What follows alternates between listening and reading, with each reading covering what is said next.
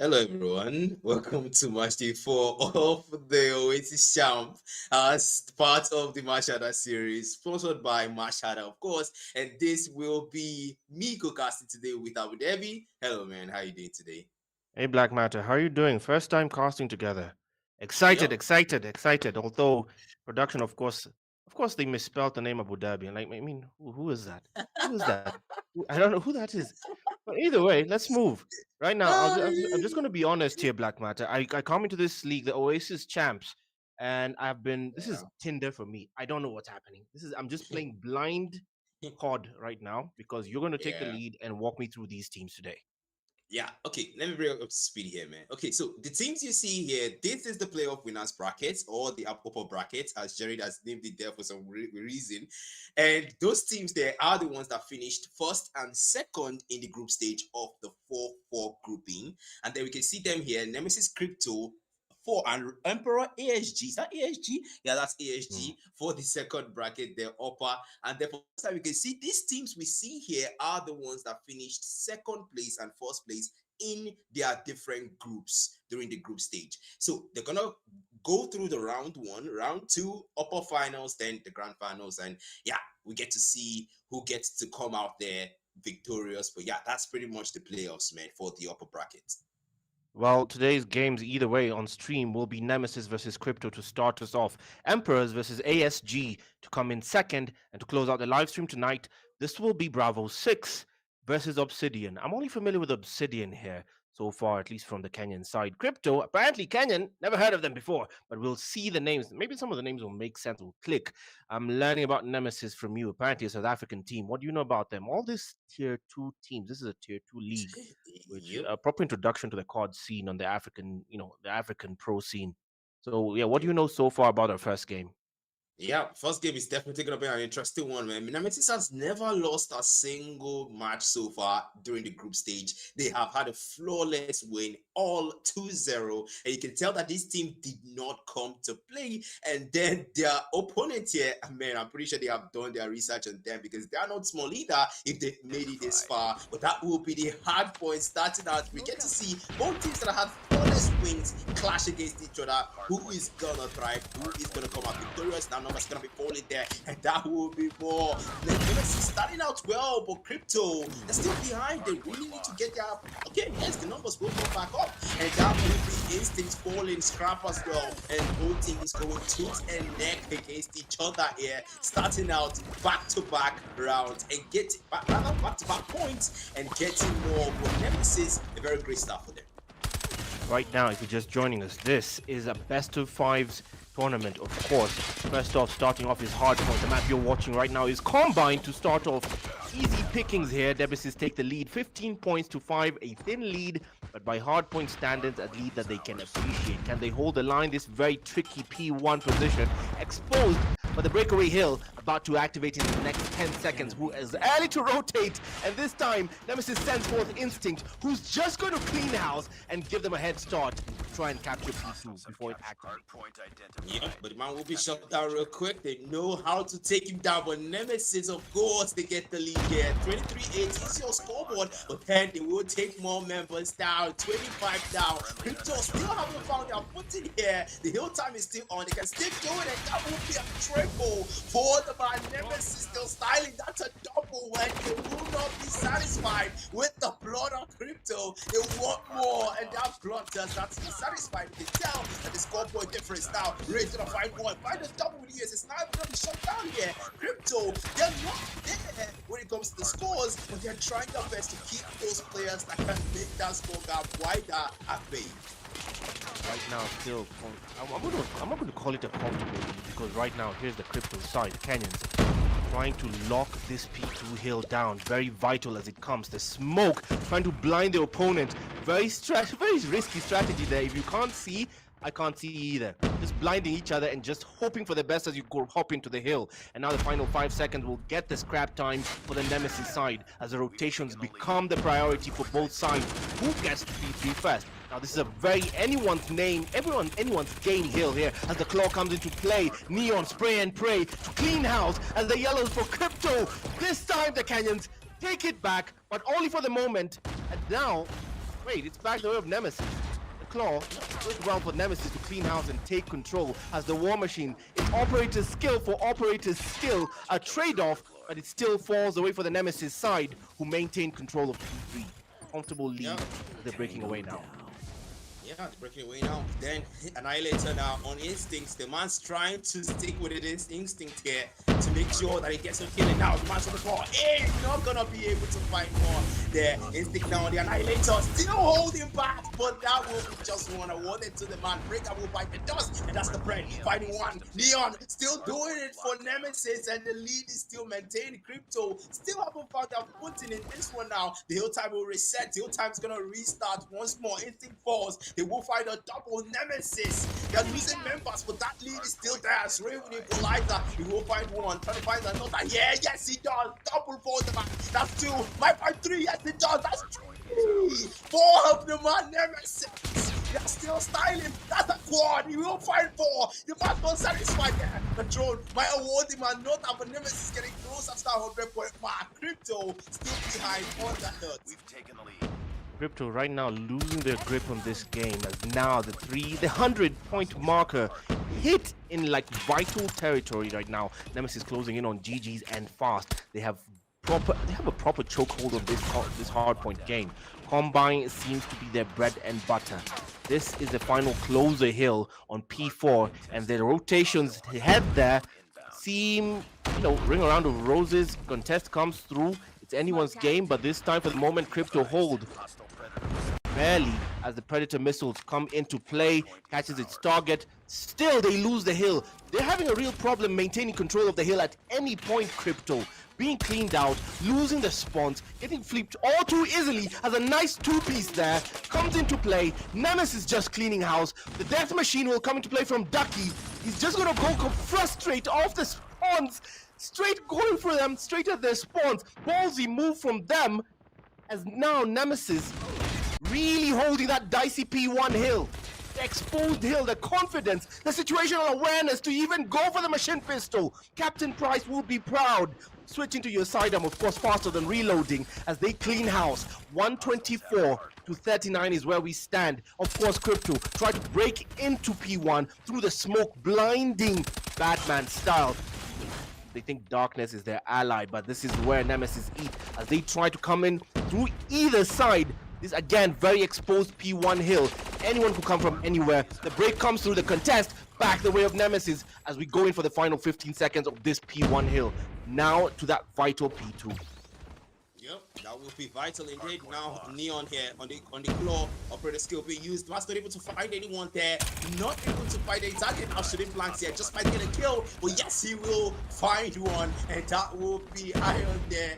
Big biting the dust, but Neon finds another there. The man is holding out the floor here. Oh my goodness, that's the War Machine. Of course it is. That will be one. K fights one with a pen. That's not gonna be enough for Crypto. Still have a cross pass on the point. Back now, Voltage gone. Gonna find one there, but only one. They will get more numbers. Nemesis still keeping this lead, still making sure they're ahead. Now the Vortex gone. The man still holding out on this gun. Still haven't found enough kills. Okay, that will be one for him. But at this point, Crypto, they really try to close in the lead. That's a double with the Vortex gone, and Crypto closing that 100-point mark. Now they're holding that position. They're not able to find anyone with the sniper. Will go down, and Crypto, they're getting close at that 100-point mark. Nemesis still paused. The smoke bomb maybe starting to work out for them. And Nemesis here, 114.92. Still your scoreboard, but they will try to hold out. How much more can they? That's a big question.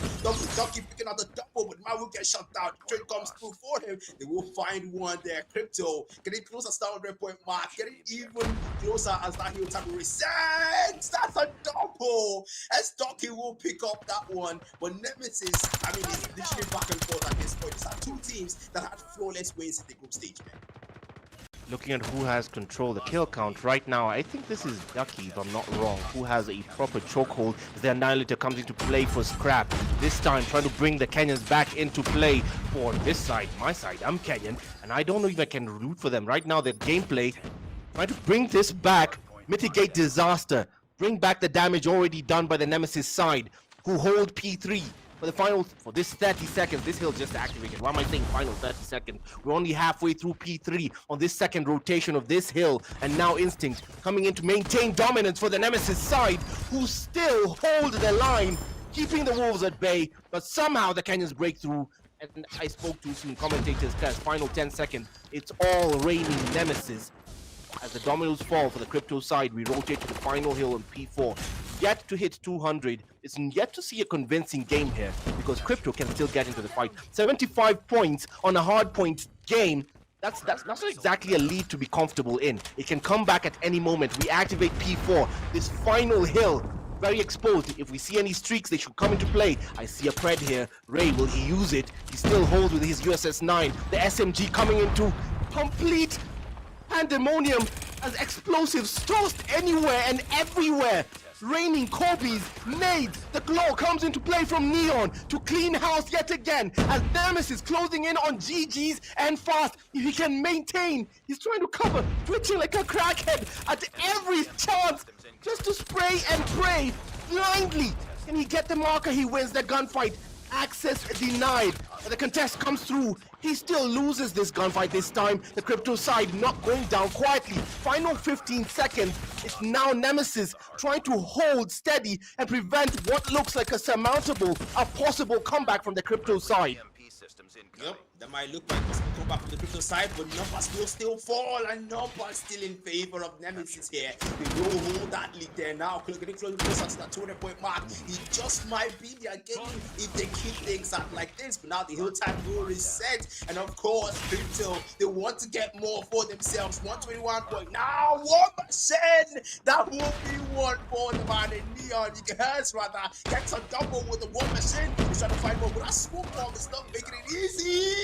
Will not make any difference. He will get the triple, get the fury that has with the war machine, slaying everything and everyone at his vision, and he will not get them past far. Crypto, they have him to hold accountable if they lose this game. Now with the machine, Ducky, he wants to do his own, he wants to pull his off. That will be double for him. As he's gonna close, as to find a target, he's fucked out.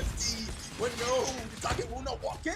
Yes, it does. That's a double, all right. Confirms the kill. That's a triple. Nemesis putting Crypto in their place. That's a 230 lead and 129 for Crypto. They're still ahead, and scrap time will conclude. Of course, it's going to be P2 to close this out. P2, that hill that's very vital in every hardpoint game. It's always a P2 hill that's the breakaway point, and it might be the closer for Nemesis if they can capitalize on the mistakes Crypto have made so far. And now it's all Crypto trying to mitigate disaster, wear down the damage already done, and hit 200 themselves. They so far have done well for the first 20 seconds of this P2 hill. This could be their comeback story. This could be their redemption story. Reigning 254, reigning war machines for king and country, for flag and country. The Kenyans hold the line so far to try and bring it back. They need another full 60 to finally hit 200, but that perfect marker broken down by the Nemesis side, who finally break through into that P2 hill. This could be GG's, but Crypto say no. They use the final 15 seconds, an inch, a mile, wall-to-wall blows. This is Crypto still holding the line. And now the rotations might speak for everything. It's all blue as we head into P3. I do not believe that they managed to hold on thus far. The automaton for the Ram does nothing for the side of Nemesis, but they do manage to get the rotations. They flip the spawns on their heads, and can they get there? The hill is empty. How is the hill empty? Somehow. Now with the floor, we will find one. The man is in turn until that 1 point, and Nemesis needs is gotten, and that will be the hard points taken by them. And Crypto, I mean, to be fair, they did fight hard. They really showed how they made it to this playoff stage, and you can tell that they did not come here easy, and they showed why they got here. But Nemesis, they just were the better ones in this situation. 250 to 174. The Crypto side seemed overwhelmed when this game started. That gap was really big. But when they found their form, it seemed a bit too late to bring this back. And by the numbers, the story told. And there it is. Scrap carrying for the losing side of the Crypto side. A 35. Actually, the first two, Scrap and Scylla. This is where Scylla ended up. Okay, at least I'm familiar with some of the names. I know Breaker, I know Scylla, I know Scrap, I know Scylla and Breaker only. But the 35 kills for the losing side of Crypto. Meanwhile, a 40 bomb, almost 50. Neon. How is that man not MVP? Fine, the impact player is Ray, who did have the most hold time on the hills. But Yeah. that almost 50 bomb is crazy. That's Yep. mad work. Yeah, that's mad work, man. That's mad work. That's almost a ruined level gameplay. And you can tell that the man, I think the only thing there is just the hard time. And that will be the only thing Ray would use to take the MVP from him, as he will deserve it. The impact is the same, and the bomb is way higher. But you can tell on the other side of Crypto, too, there are no slacker because Scrap here with 35 to his belt and 1 minute there, that will be an interesting and impressive start there with the man. Hopefully, they get to come back in the S&D. To be fair, Crypto were a bit overwhelmed in the early stages, but towards the center of the hard point, it looked like they were going to make a comeback there. But no, Nemesis said, okay, we know what we're dealing with. We know you had clean sweeps too, but we also had clean sweeps, and we are the better ones when it comes to the hard point. But the S&D is a different game mode, Abu Dhabi. This is Tunisia, and we're gonna see what both teams have in store for us here. The North African Badlands, as beautiful a sight as any for a search and destroy matchup. I love this place. Very sniper friendly, very close, very long encounter. Sniper versus counter sniping friendly. This mid site on Tunisia is the venue for most of the massacres. The A site as well. Bodies fall on that side. The B site very friendly for close encounter gunfights. Automatons and SMGs rain towards the B side. Strategies mostly play towards the A site for the snipers. I'm looking forward to seeing a good snipe, a snipe that can make a grown man appreciate and squeal. Because I'm sorry, I love snipes, lad.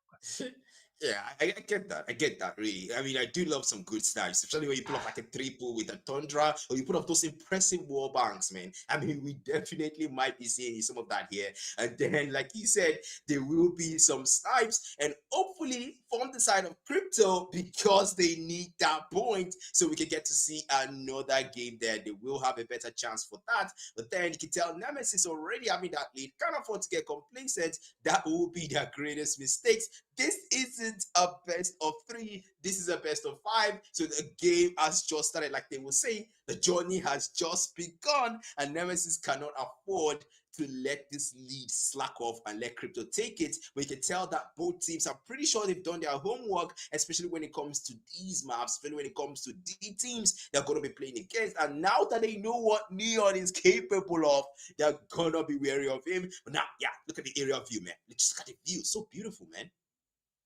Yes. This, I love this segment. Just a show off of the beautiful builds on this map, the sites for massacres. As we kick right off, if you're just joining us, this is Nemesis, the South African side. This is Crypto, the Kenyans face off on Tunisia. Welcome to Search and Destroy. The second game finds the Kenyans on the back foot. As now the dominoes fall. It's a quick 3v1. Nightmare words. Wow. Yep. That was barely a minute, Abu Dhabi.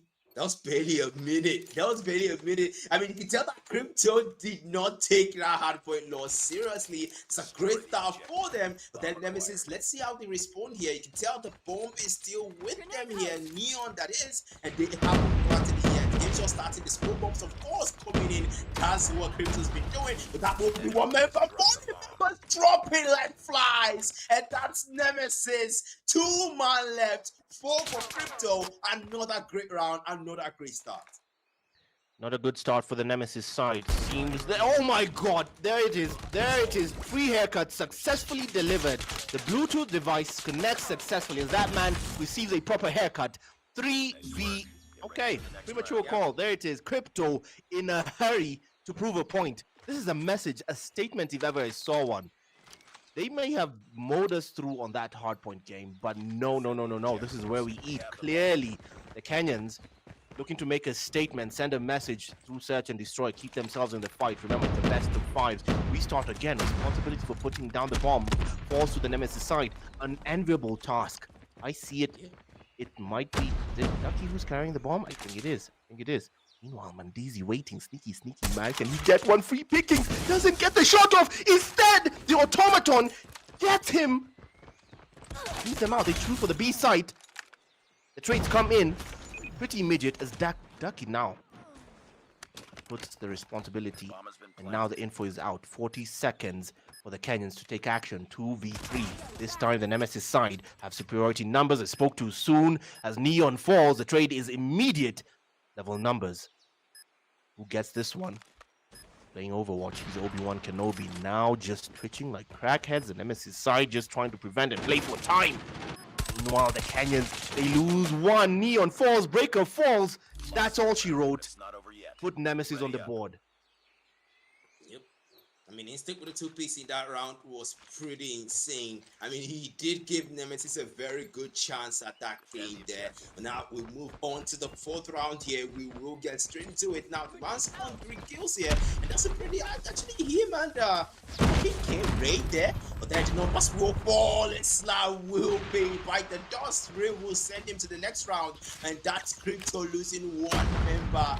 Not a good start for them. They took 2 back-to-back rounds, and it looks like Nemesis just might do the same for them. That sniper kill there. One other member falling with the trade will come in. Crypto still losing members. 1 man left, and it's Scrap. The only one left here. Can he make the clutch? He only now with the position there. The gunfight will not come in. Switch over to the machine pistol. Just might do the trick. But now 1 man just might walk into this one. Say 4v1. Can he make the clutch? The big question. Holding in place, being patient. The bomb has gone down. That will be time ticking against him. 27 seconds left on that clock, and he's gonna have to make a break for it. They tell the man there's waiting out there for him. Oh yes, of course, that's Ducky picking him up with a sniper, and Scrap will bite the dust. Not enough time to get the scrap of that game, and we get straight into the 5th round. Abu Dhabi. Here we go. Wow. Okay. I called that prematurely. Crypto. I said that the Kenyans had come back into the fight. Well, we're getting a different message. This time the South Africans literally entertaining themselves. Seems they're playing around with their food. Now for the mid-side Scrap, trying to get someone. He just got hit markered instead. Priority shifts towards the A side as 2 of the Nemesis players fall. Neon and Ducky fall in quick succession. It's a 2-piece. KFC will be proud. Yeah. As now Ray trades in quickly. It's a 4v2. Ray still trying to put down the bomb, deciding where that goes for the Nemesis side. Meanwhile, the Kenyans have this on lock. A Scrap drops Ray. So the last one complete the mission, and the enviable words as Instinct becomes the last domino to fall. The Kenyans retake their lead. I mean, I gotta call it out at this point. I mean, is this a pattern we're seeing here? 2 back-to-back rounds by Crypto, 2 back-to-back rounds by Nemesis, and now Crypto take another round for themselves. And this is round 6. Here we go, but the game will start there. You can tell the nades will go in, of course. That's what you always want to start with. And the bomb still with Ducky, though, has been planted by Nemesis. He's gonna have to go for that. They're gonna have to plant that bomb. Now, really trying to get a view here. No man inside. He's gonna have to be patient. 5v5. The number's still intact for both teams. Keeping it at bay, going close to the A area now. The smoke bombs are gonna come in, of course. It's the Crypto strategy. Instinct will fight the dust, and that will work out. Numbers are gonna be traded here. Neon goes down with Instinct, getting set to the next round, but that 1 found there. The trade 2 for 1, not balanced in the favor not of Crypto, and Nemesis here. It's a 2v3. They might try to balance things out, and no, of course, that is 3v1, and none members of Nemesis is left. That's another 2 back-to-back rounds taken by Crypto. The sides will be switched. Crypto gets to plant the bomb this time around, and let's see how it turns out. Maybe Nemesis gets another 2 back-to-back rounds, man. Look, right now, honestly, I want the South Africans to keep the same energy they kept on Hardpoint, because they went straight into the YouTube chat and wrote, "We were just having some fun." Cocky attitude. If they can back it up on this SND, the Kenyans clearly not liking that. There's now J. John holding the bomb. The rolls trade for the Crypto side. They bear that heavy responsibility. Heavy is the head that wears the crown, and that crown too heavy for Breaker. Ducky falls and drops him with a machine pistol. Neon on the automaton drops Scrap, as now The dominoes will fall for the crypto side. 3 Kenyans down, 2 left. As Neon adds to his tally, the trades will come in, but it's a bit too late as Mandizi now left to fend for himself on the tundra, and it will mean absolutely nothing, as useless as an ice cream toaster. And that effort, that gunfight did not play out well. That 1v1 did not play out well for him, as now the Nemesis side look to come back into this SNP game. Yep, and then will be another game being started there, and that's Nemesis there. Another round taken by them with the pattern keeps recruiting deja vu, and that's Crypto there with the bomb. Oh, I haven't been wanted yet. I mean, they will go for the kills first. Silla will bite the dust. Getting set to the next round. Crypto will lose members after members. The Nemesis, they say deja vu wins the game, and 4v2 will be the number, and they will get more in their favor here. You can tell they're trying to get numbers. 1 man left, and Nemesis, they repeat the pattern. It's a 2 back-to-back rounds for both teams. You can tell this is a tooth-and-neck game. What are the Kenyans doing? I mean, for a moment, you're convinced they have a firm grip on the game, and somehow you lose 2 rounds in a row in that fashion. The Nemesis side clearly locking in. At this point, I can't tell if Nemesis are actually having like an existential crisis in real time, because Ducky, they takes Breaker. They have a convincing moment as now they're just mowing right through the Crypto squad. 2 fall, Silla follows. Now the hunt begins again. Now Mandizi trying to get a counter snipe of his own. Neon says no. Access denied. Scrap left in a 3-man onslaught as J. John can only retreat as the rest of the team watches in horror. Mowed down. I mean, wow. It feels like Nemesis are playing with their food, honestly. They're playing with their food. At this point, man, I gotta come out and say it, man. I mean, the Nemesis, okay, you wanna take 2 back-to-back rounds again, just do it. Give Crypto back to 2 back-to-back rounds again. And at this point, it's just okay. Let's both get to that 6-6, and you see who finally gets that round. But then a sinusoidal win pattern here in this game. You can tell they had a smoke, the Crypto move, but now nobody will pay the price yet. More smokes coming in though. It was that A side, but that OP 1 member failed by Nemesis. And really at this point, they don't see the man scrap. Blind at that. That will not be a good positioning for him. More numbers will drop, and that's Ray with a shotgun. Picks up 1, but 1v4 is your numbers count, and it's only 1 member left for Crypto. Nemesis having 4, and that will be 1 picked up. Now having 3, the man will go still out the onslaught. Finish the job of the one can only fight another, but no, he can't. They will outplay him, and that's 2 back-to-back rounds taken by Nemesis again. All right, let's see the pattern. Yeah, Silla was looking to get a clip there. He thought he'd just clutch that one through. Yeah, no clip today for you, buddy. This time, the Nemesis side, the South Africans just looking to close this out. Have 1 more round in them. Just finished off this SNP series. Now to start the onslaught, Neon claims Silla, this time with a Kobe nade. To add the second, it will be J. John to deny that. The trade is immediate. Nade tossed. Hey, waiting in the wings, right? He needs on that, that shorty instinct. Meanwhile, claims J. John. The trade is instant as instinct. His instincts failed him. Ray claims scrap. 2v3. Still advantage for the Nemesis side. Can they capitalize? The question is Ray falls. The Kenyans level things. Ducky trades. Gets 2 for the price of 1 free pickings. The fire sale reigns the way of Nemesis. They take the series. Wow. Okay.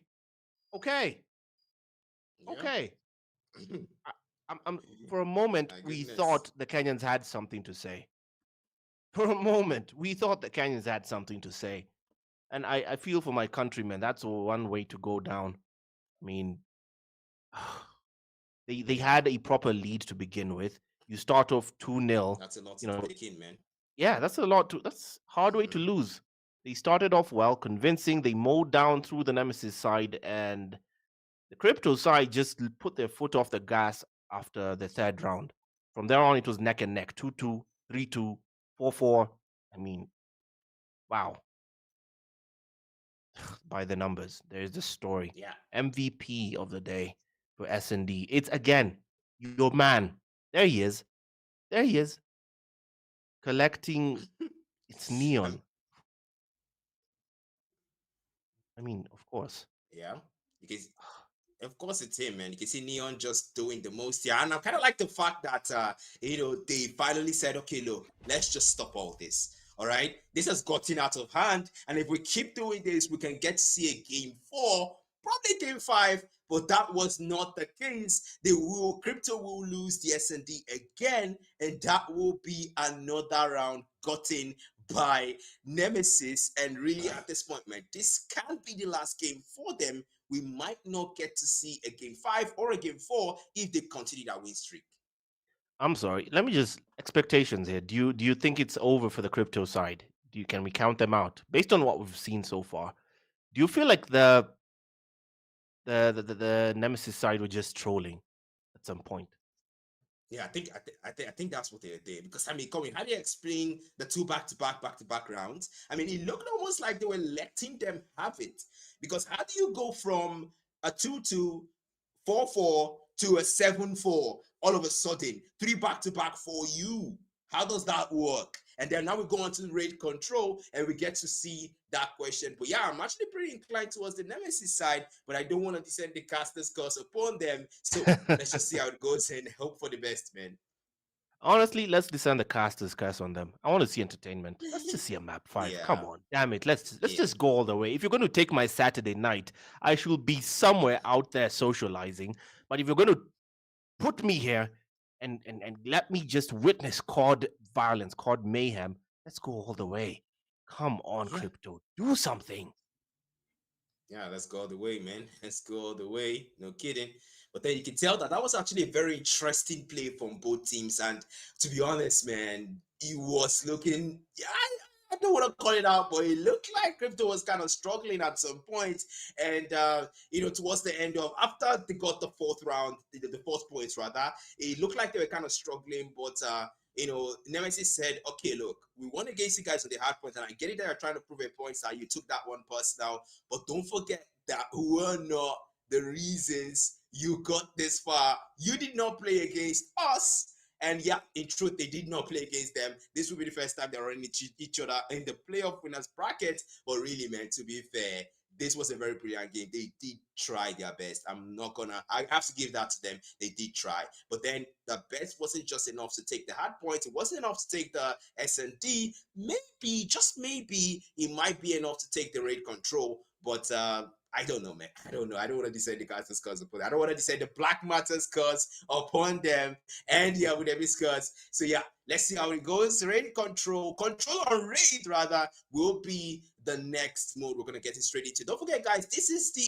AMC Mashada series sponsored by Mashada, and this will be the Oasis champs, of course, the first of the series. This is the playoffs winners bracket, and I'm your host Black Matter, of course, with Depi, and I don't know why his name is spelled like that, but that's production, that's production's job.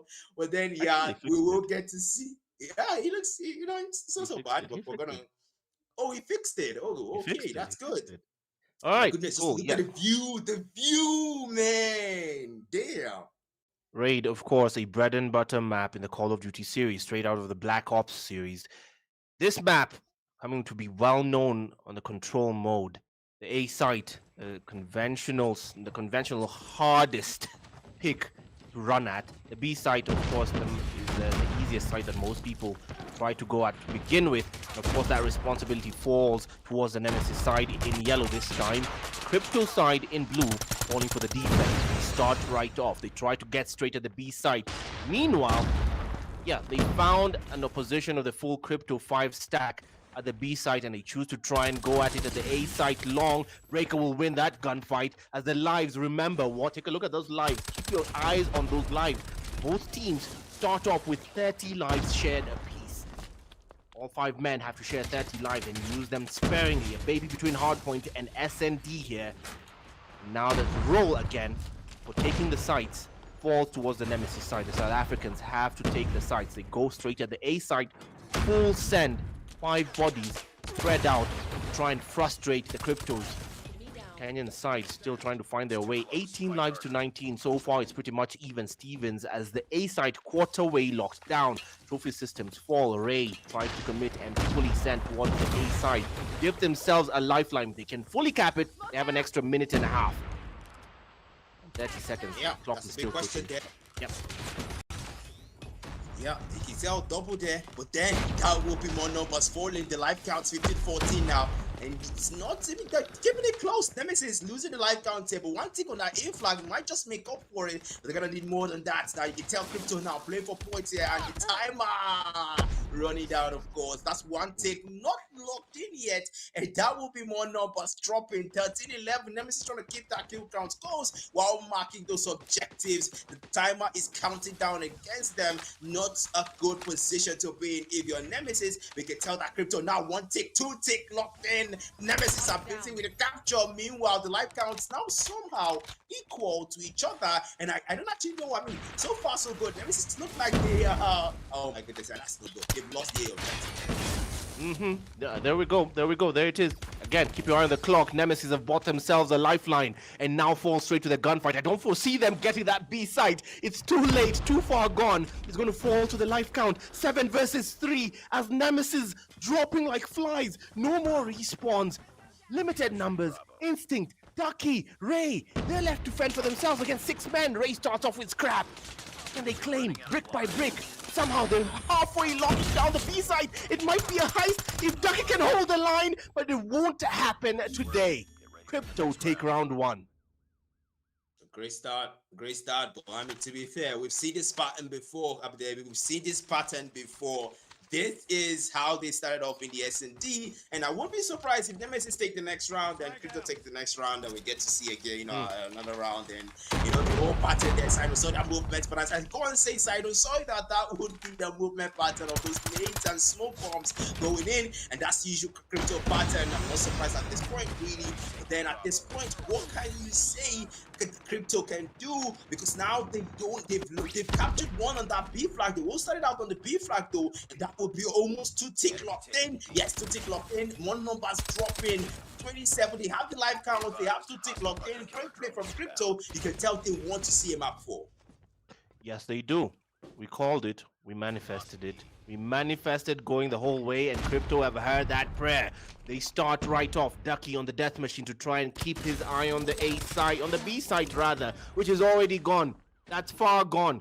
Now he's just cleaning house. Anything that moves in blue, he drops. We're going straight at the A side. The madman strategy, the hardest hill to cap, now falls to the Crypto side to take. So far, they've done well to start off and give themselves the lifeline. The B site is theirs. The life count, they have the advantage. 18-16 as Mandizi, with that war machine, claimed a few but not enough. 17-14. Now it's operator skills coming to play at every corner. Instinct tries to pull off. What a waste of that Annihilator.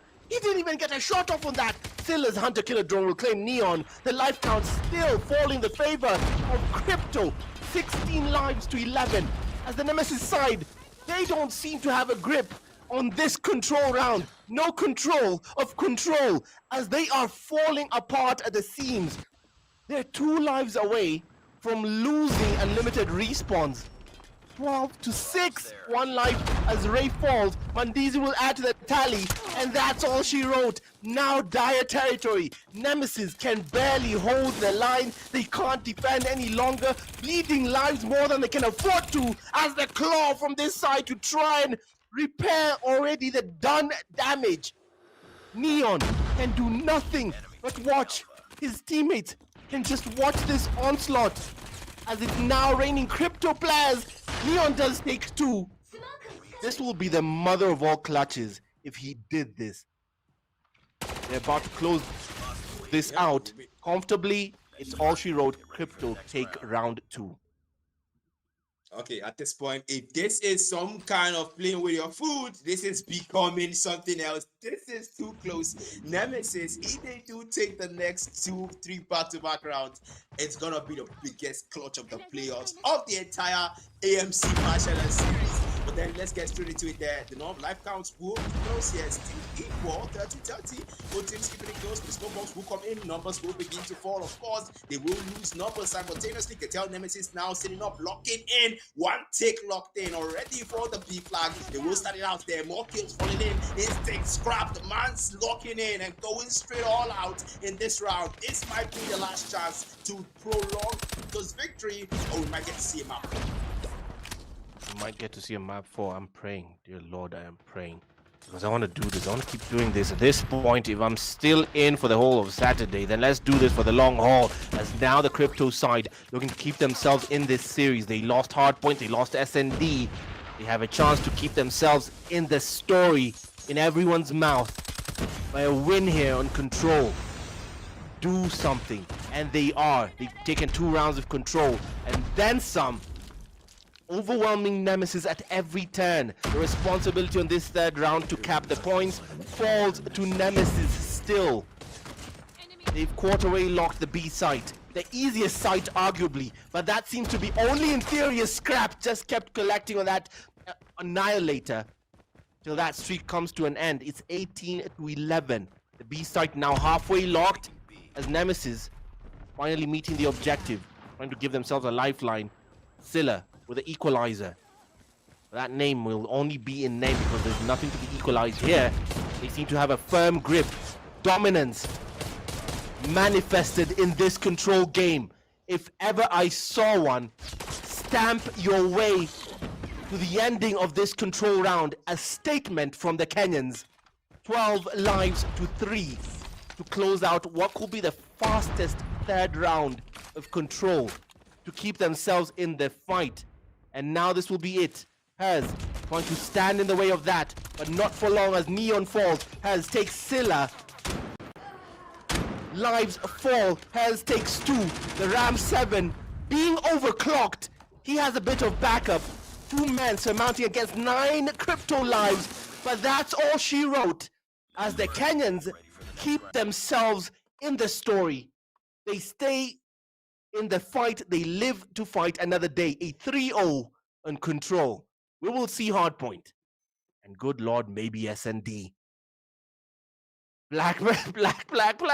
I don't believe it.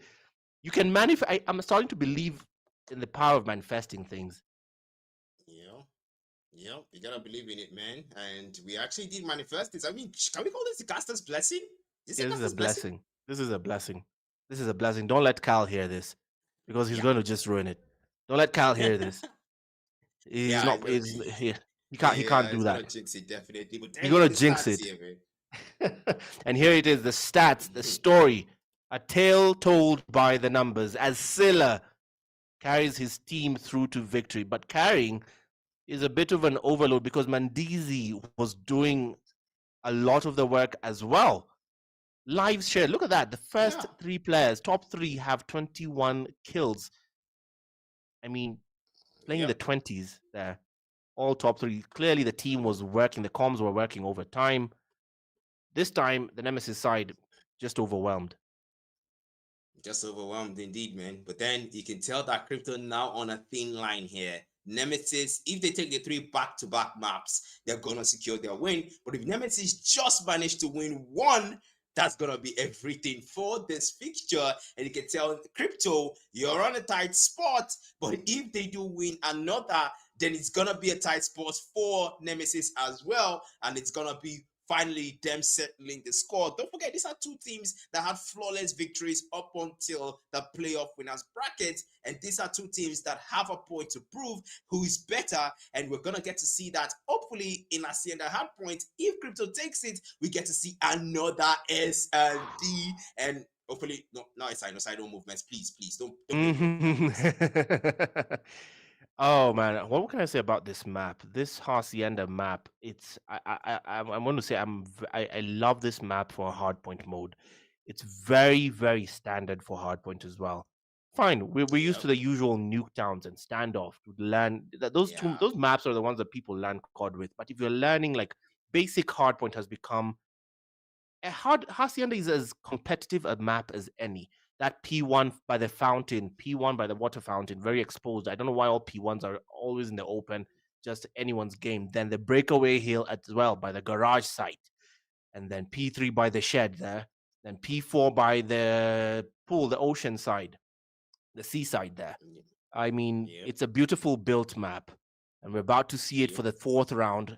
As this could be GG's for the Kenyans. Crypto could lose the series if they lose this hardpoint game. They will need a better showing on hardpoint as compared to what you see on the score that they got on the combine. Predictions here, Black Matter.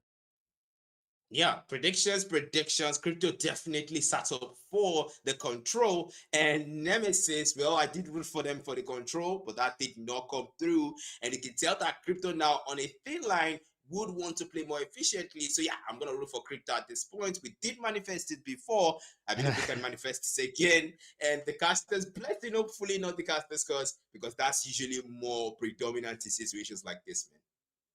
Yes, the caster's blessing. If you're just joining the live stream, 250 to 174 is how the first hardpoint game ended. Can the crypto side, the Kenyans, can they rewrite their story, keep themselves in the fight? We will find out on Hacienda. That's the venue for this standoff, no pun intended, as this map will be the site where the Kenyans face off against the Nemesis side, the South Africans looking to close out the series. And convincingly, after they just lost that control round, we start off again. Welcome to Hacienda. This is Crypto in yellow, the Kenyans in yellow, the South Africans for the Nemesis side, those gladiators in blue as we start off on P1. Yes, that's what P1 here. You can tell the numbers will start falling real quick. That's the thing about Nemesis. They're always quick to get that head start there when it comes to the hard points. Now the P1 hill time still on. Nemesis picking up more numbers there. Crypto still behind. They still haven't recovered. They still don't have a contingency plan. Ducky will find a double. Nemesis almost on the 10 points mark. Good start, great start. You can tell they will end things here. Ducky finds two. They will get that rough start there for Crypto. No points found. Not a good time. They're on the edge, and this is putting them even more on the edge. We start off right out the gate. This is the exact same showing Nemesis started off with on the combine map. The same mode was hardpoint when we saw this, and it started off with Crypto losing a grip on P1. They fell behind really early, which was a mistake, and now they're trying to just undo that damage. Or will they do that by rotating early? Of course, you'd expect. Let's try and call out what you'd expect to do on this, what you'd expect to see on this mode, on this map. You'd expect someone to be rotating 15 seconds towards the end of that P1 hill.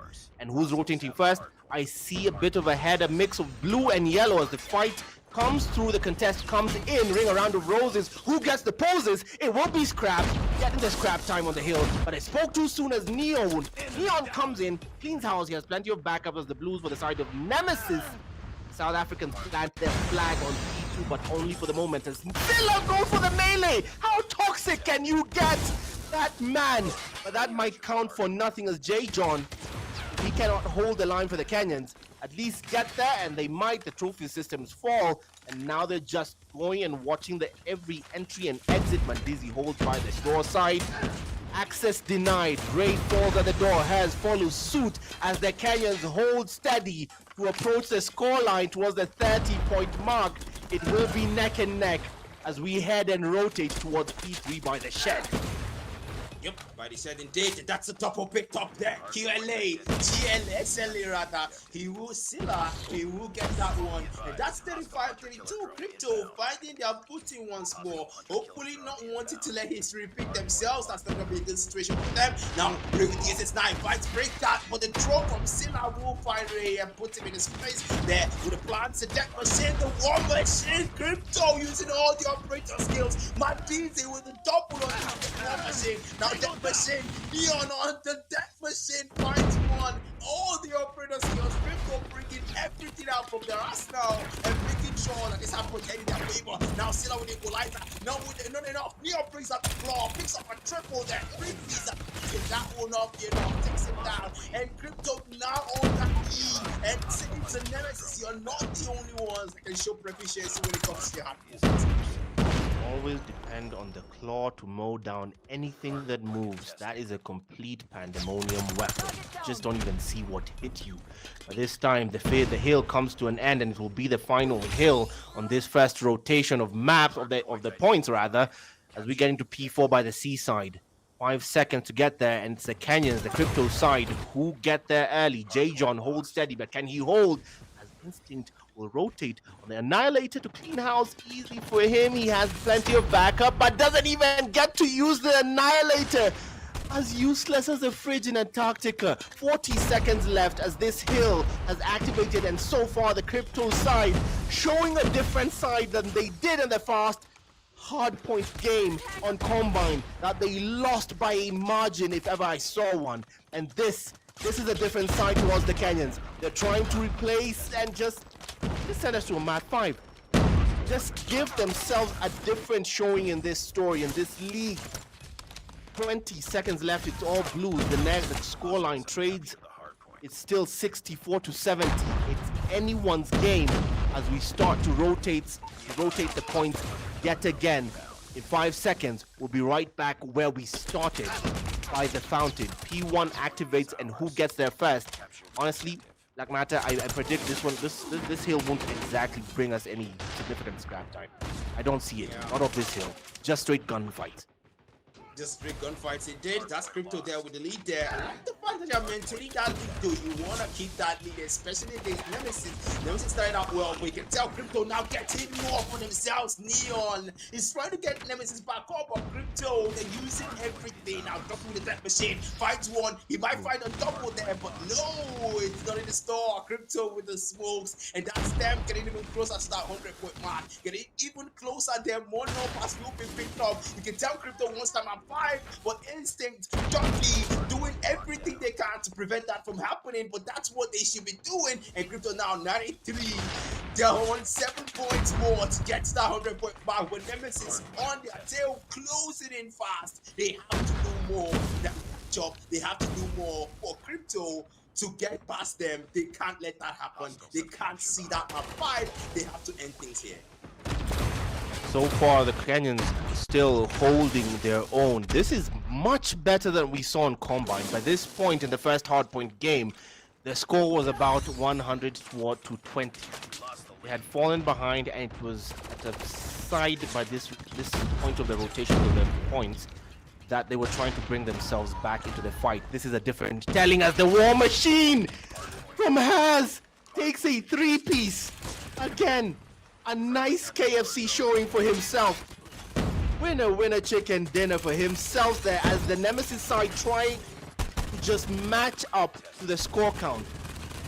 They have the audacity to go to the YouTube chat and still type that they want to see a map 5. They said they want to see another hardpoint game. Well, Nemesis, you got your wish. And the scoreline is telling a different tale. As the Kenyans, you goaded them into this. You asked for this. When you pray for rain, be prepared to deal with the mud as well. 124 to 96 is where we stand as we rotate towards P3. The shed will be the site of another onslaught as this hill about to activate, and everyone early to the rotation this time. 133 to 97 where we stand.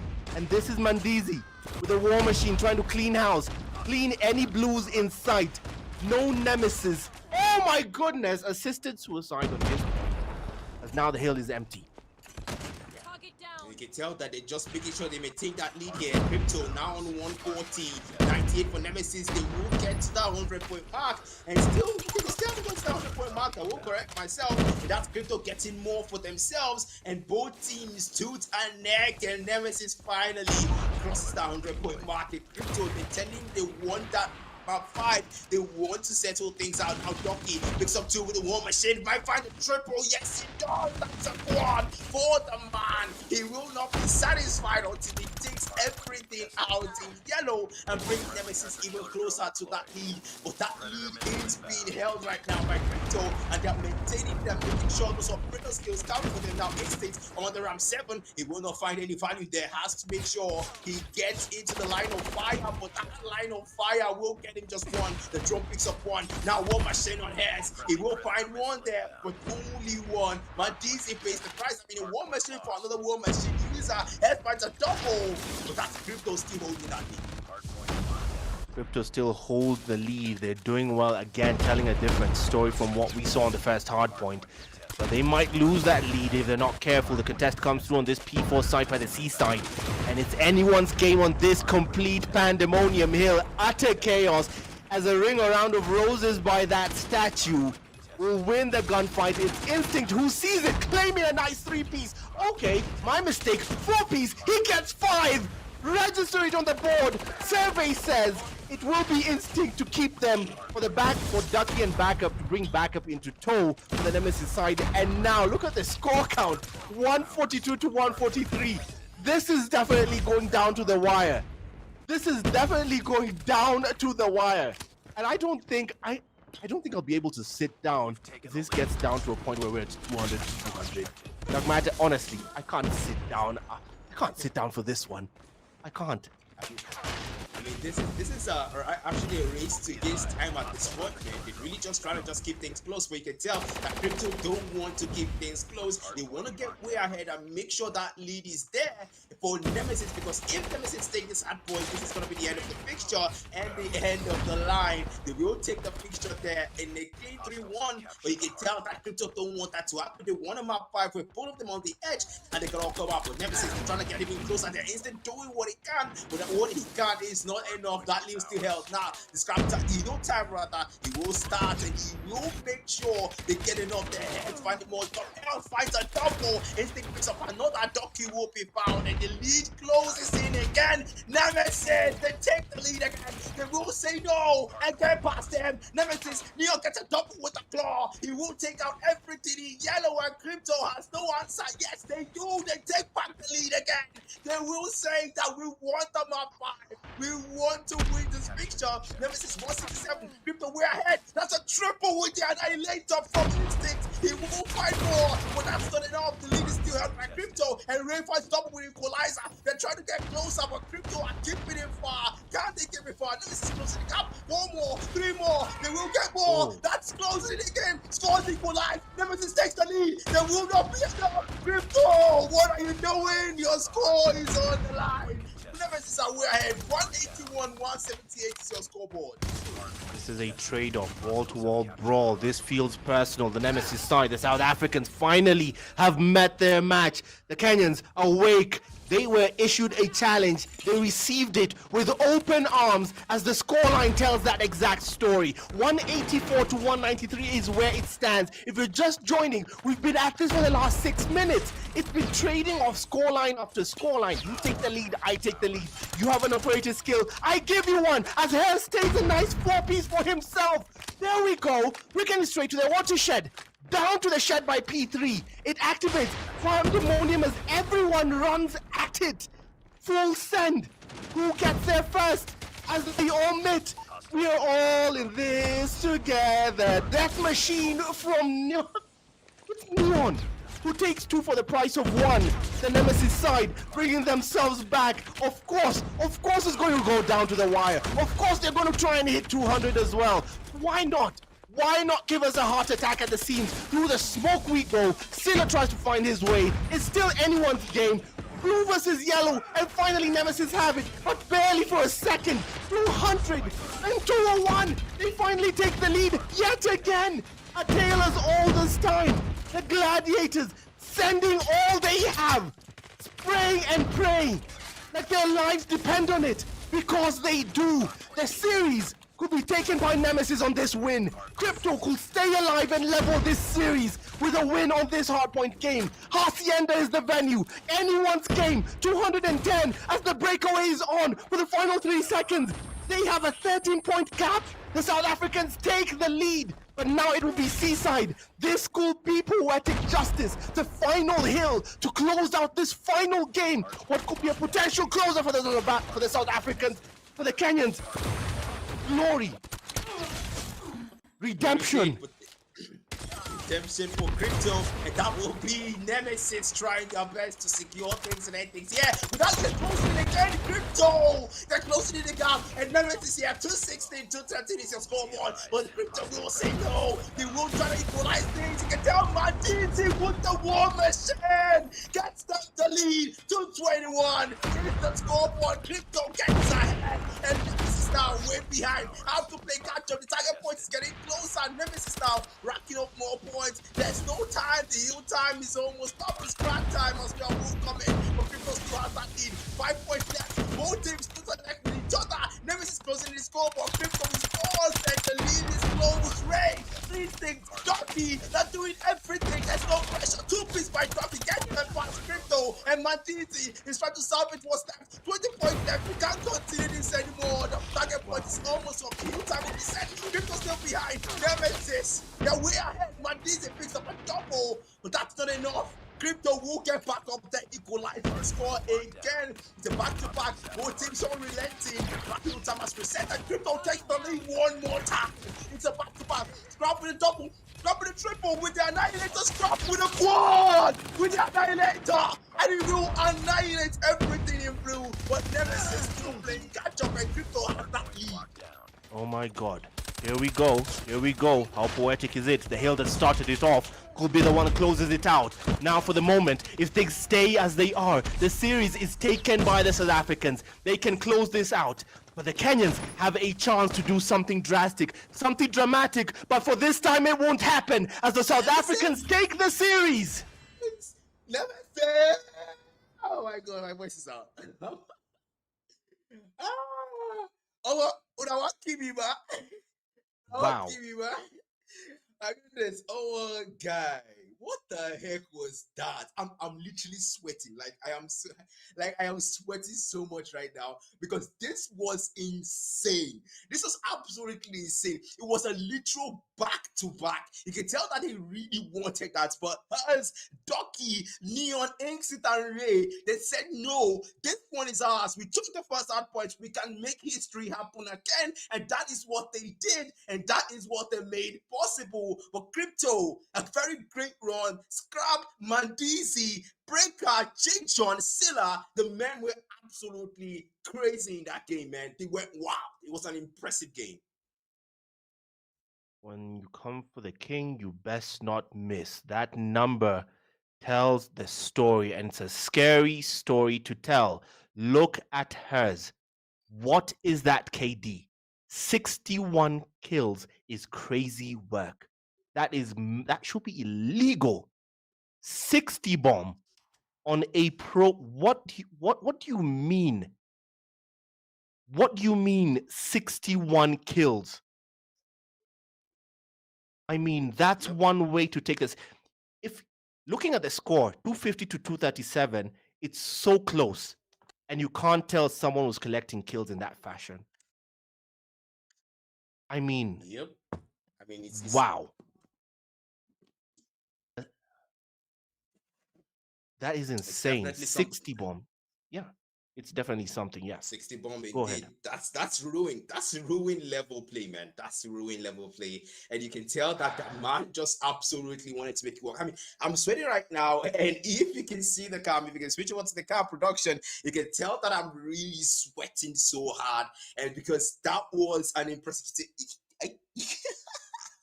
I mean, I like how I like the name drop you did, the very subtle name drop. You guys love every chance to drop the name Ruin. The glazing on that man, the glazing on that man. Okay. I mean, if you were following up on the AMC so far, and rather on the gameplay so far, especially in the National M Pro League, you would know that he was an absolute menace. He was something else in those games there, especially with that level of gameplay. You know that okay, look, the man deserved that glazing. Absolute two-player in that man, two-player. But then you can tell this particular game, back to our context here, is one that also should not be underrated because what was that? Hacienda was the venue and the hard point, you can tell, wasn't an easy one to take. Even for Nemesis that won the first hard point on Combine, you can tell that they did not take it easy. Crypto did not let off easy. They showed why they got this far on a flawless victory. But yeah, better luck next time, Crypto, and also great gameplay by Nemesis. They showed that they really, really wanted that win more than Crypto. Don't forget, guys, this is the African Mobile Championship Match of that series, sponsored by Master, and this will be the Oasis champ, the first of the series, and I will be Black Matter as the name identifies, and Abu Dhabi were your casters, and this is a very interesting set of fixture. Crypto versus Nemesis. Nemesis comes out victorious 3-1 lead. Yes, Black Matter said the name is Eugene Abu Dhabi. It's 10:17, the Kenyan capital where I am. We're coming to you live today with plenty of quad action. We just saw essentially a true battle of East versus South. South Africa versus Kenya. The Nemesis side started off with an overwhelming, victory on hardpoint, on Combine. The Kenyans tried to come back into the fight. It was a bit too late for that. The damage had been done. They tried to bring themselves back into it with a convincing start on that search and destroy game on Tunisia. Eventually, they put their foot off the gas, and the South Africans took advantage and went right from for the throat. Then we saw a control round where the Kenyans pulled off a masterclass. Clinical, ruthless, if ever I saw one, 3-0 on that control round, and they told the story to bring themselves back. Then we saw the final game in the series, that Hacienda game on hardpoint. Beautiful, a masterclass. If you wanted to teach hardpoint in campus as a course, show that round. That round should need to be taught in schools. That round alone needs to be taught in schools. It needs to be studied because that was beautiful. All the way down, the Crypto side showed their mettle. We applaud them. They showed up. But it was not to be today, as the Nemesis side overwhelmed them towards the end and completely just took over. Closed it out strong to take the series 3-1? 3-2. Yeah, 3. Wait, is it 3-2 or 3-1? 3-1. 3-1. 3-1. Yeah, 3-1. Yeah. All right, I'm somehow a bit sad that we don't get to see a map 5, but hey, I'll take that ending. That ending was strong. Yeah. It was a worthy ending, an ending worth accepting, because both teams said, okay, look, Abu Dhabi don't get to see your map 5, but hey, all right, just take this one, just manage this one, okay? Just let it have this one for now.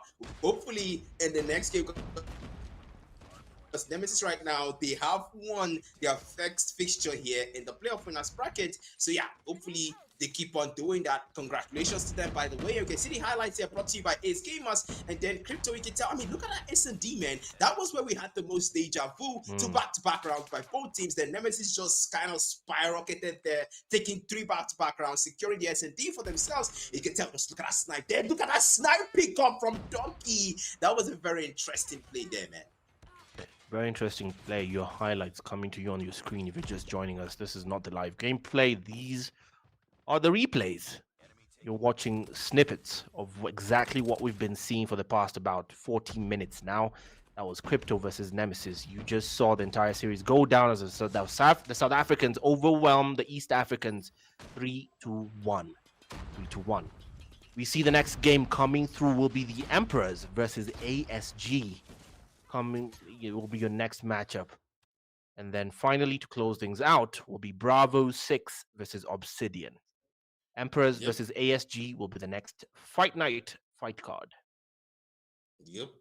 Be the next fight night fight card, man. And that is the round concluded. Nemesis and Crypto done and dusted. The first fixture is done, and before we get to the next one, we're gonna go on a short break, guys. Don't go anywhere. Get your water, get your popcorn, because trust me, what we saw in Hacienda hard points, we're gonna be seeing that again in our next fixture. Hopefully, I remain your caster, Black Matter, and of course, Eugene Abu Dhabi with me here.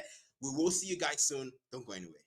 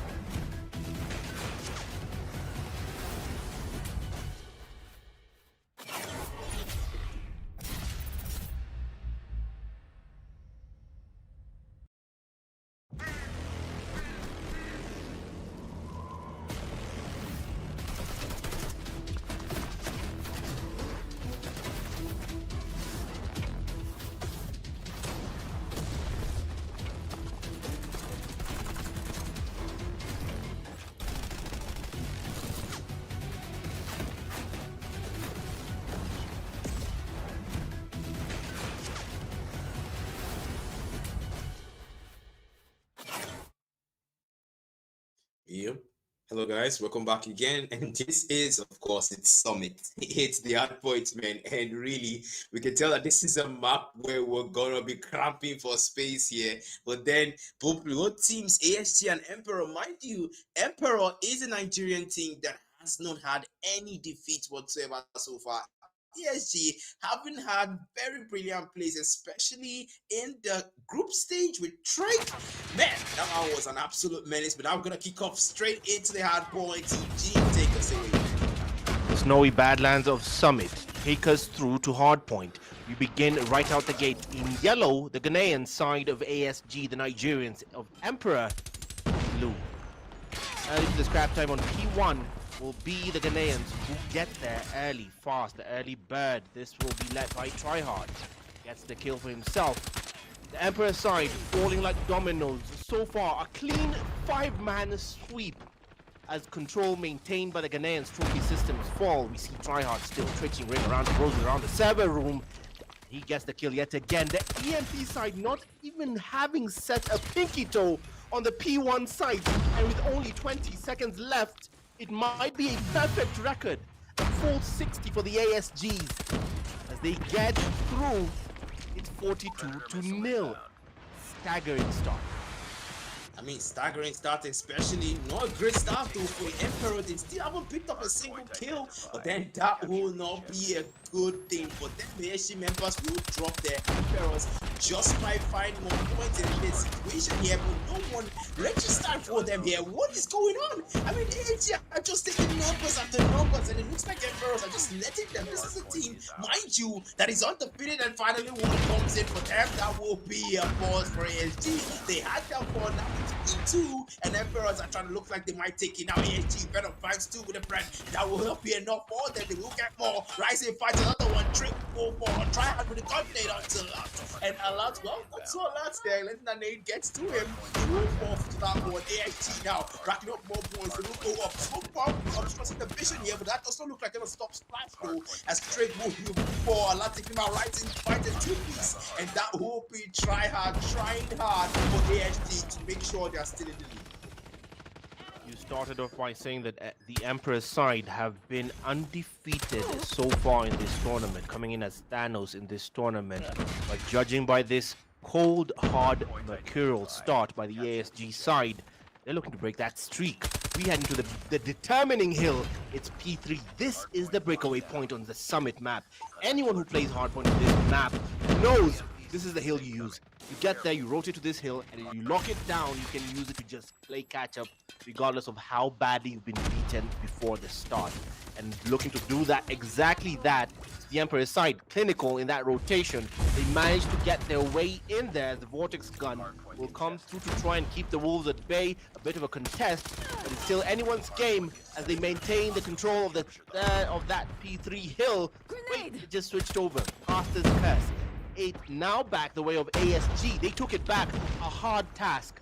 By the way, anyone who plays this game knows how hard it is to take back this hill after you've lost it. They've done just that. They're approaching 100 and fast. The ASG side making light work of this Summit map. And then that will be like what they did actually now past the 100-point mark.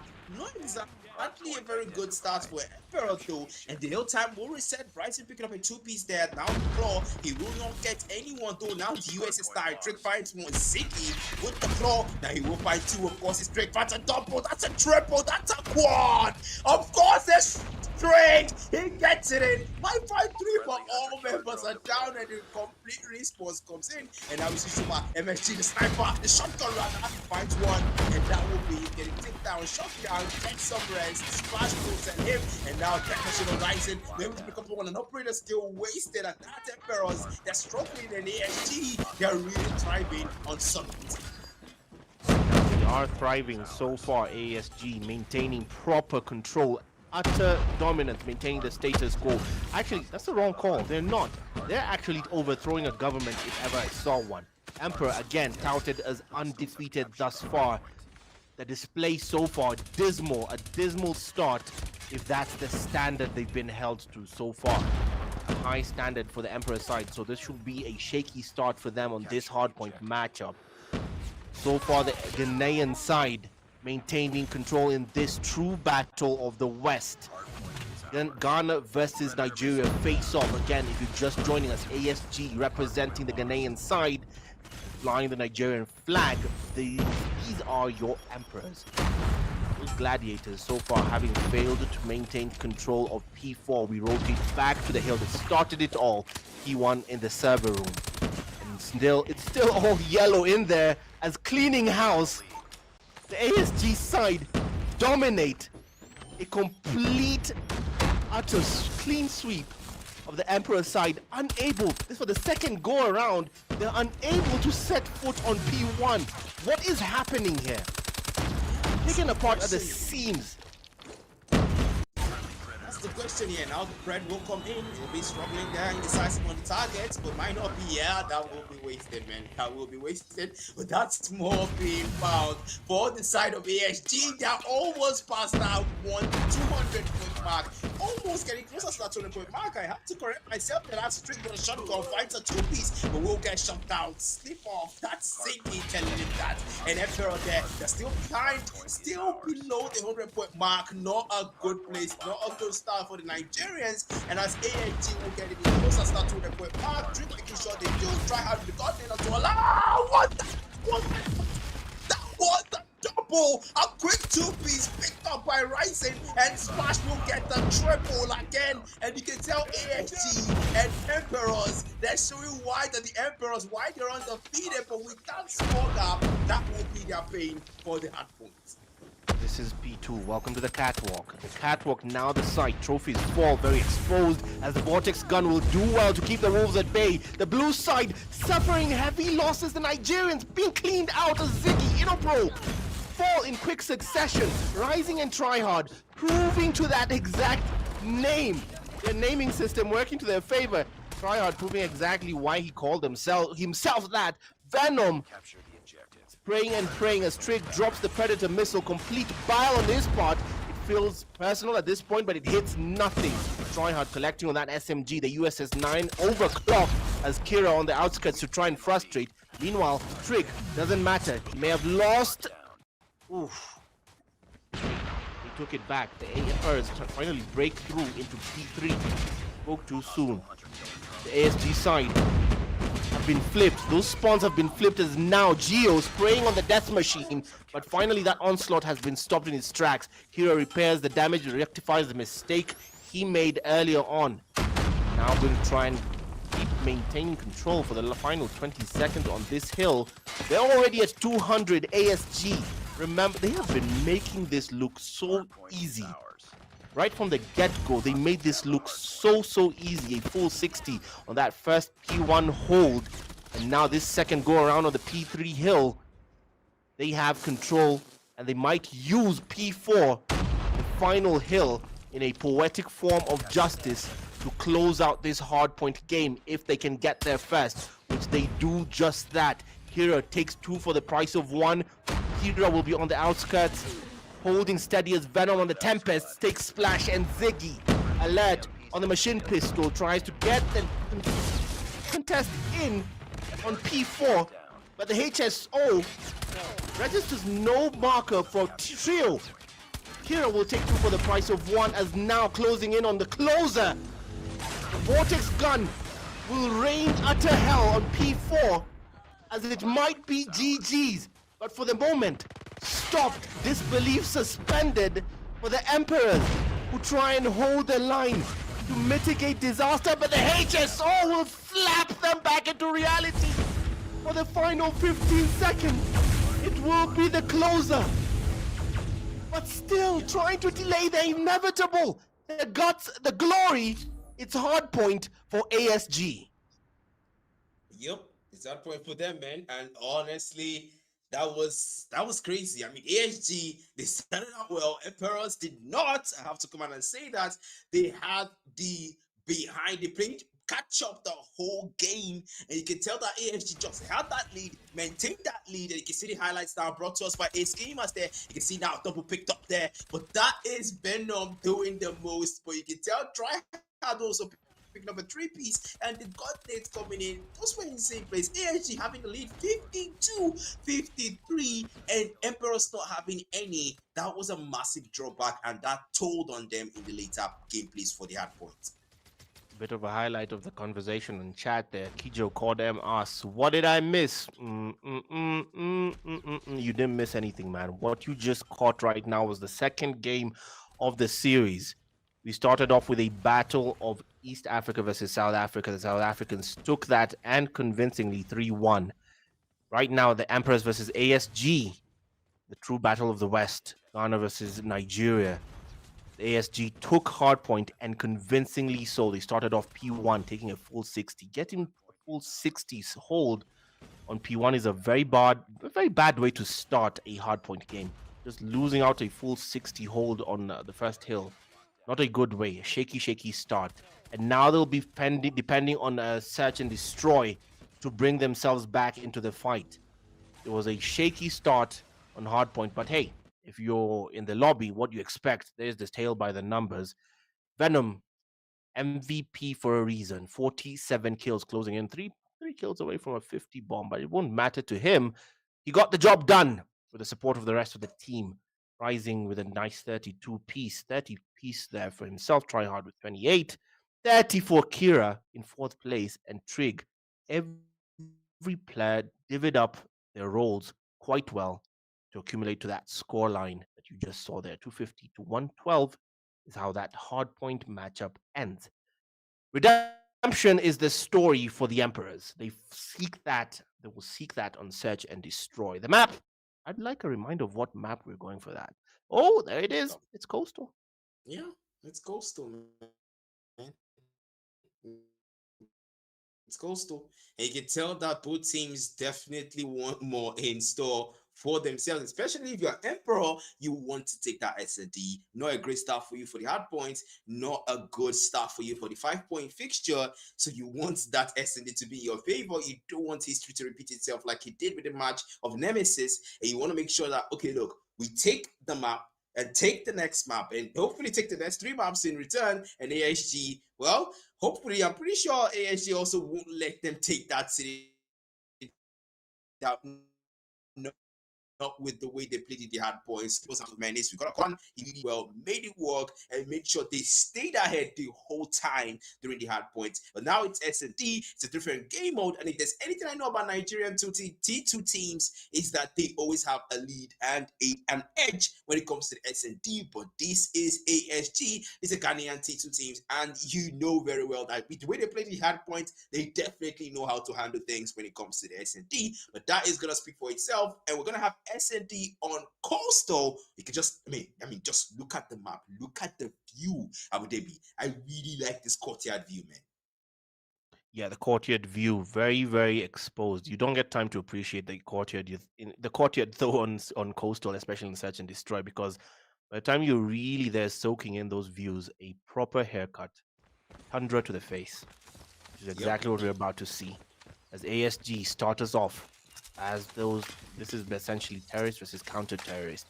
ASG will be charged with delivery of the bomb. This is tryhard, looking to live up to the name, charged with an unenviable task of delivery or choosing to where he's going to put down that bomb.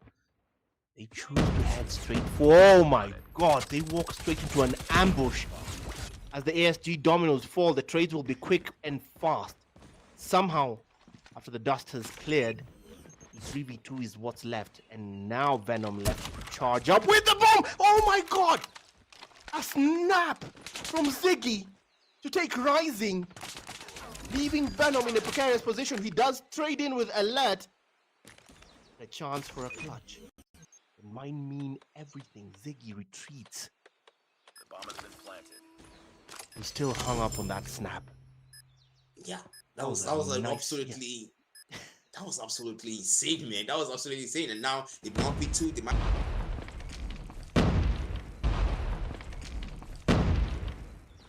That's Emperors and ASG still maintaining that. That's Emperors and ASG still maintaining that numbers here. The nades will be thrown and no numbers found yet. Those numbers are still tied.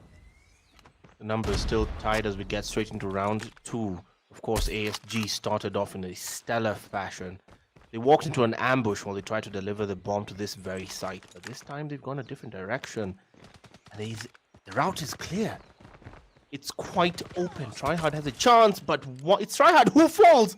Inno countered that, and Ziggy flanked them masterfully. Trig was facing the wrong way. Trauma falls, facing a bit of trauma of his own as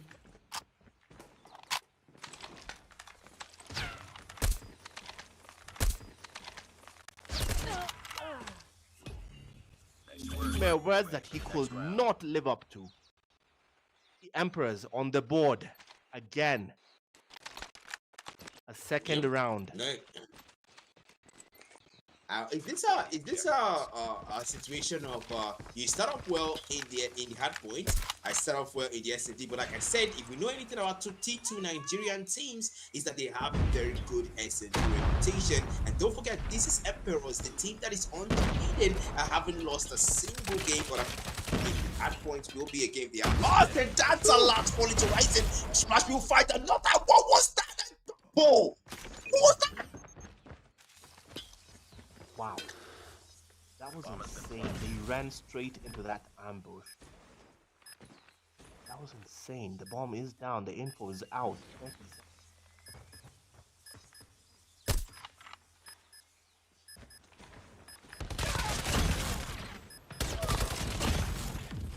Pro falls as now survey says ASG is now on the board. They're in the game.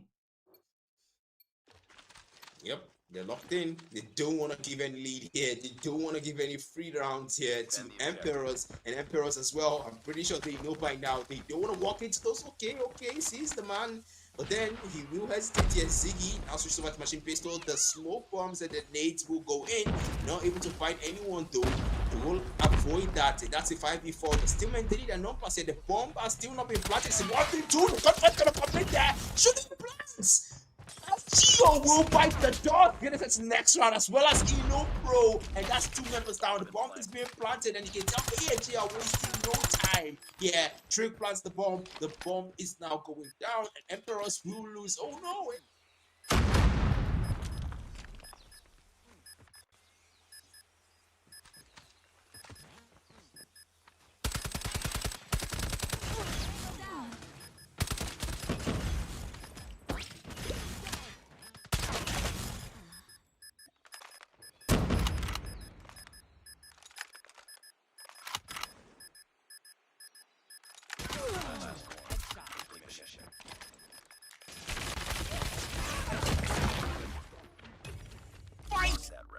Not over yep. yet. Yep, he does, and that's the round. Oh my goodness. All right, yeah, okay. I think I understand what's happening here because ASG they let them have the lead. They started off well, and Emperor started off well. ASG kind of got back the points down. And you see, okay, they will go in, try to find value here. The nades will go in. Ziggy throws the nades into that smoke. Then he will not have any vision here, trying to close in. But then the bomb has still not been planted by Trig though. You can tell AFG they're being the attackers. They could plant the bomb, but somehow they're still holding out on them. They did plant it early in that 3rd round, and now this is the 4th round. This is the 5th round now. You can tell they're just holding it out at this point.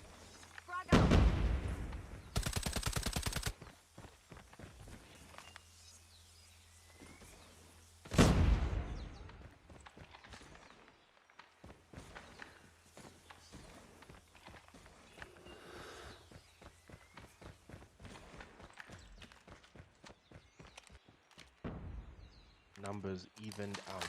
Trig yet to meet the objective. Put down that bomb. They don't want to risk it on the gunfight. They choose to go for that B site. And that info is out. 40 seconds to take action. The Emperor is scrambling to rise to the challenge.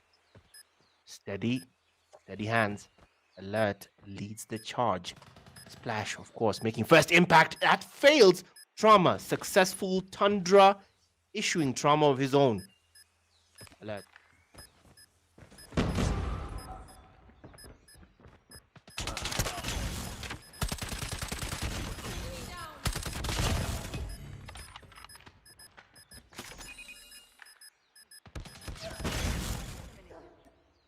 same situation from the last round. He was the last one and lost the gunfight.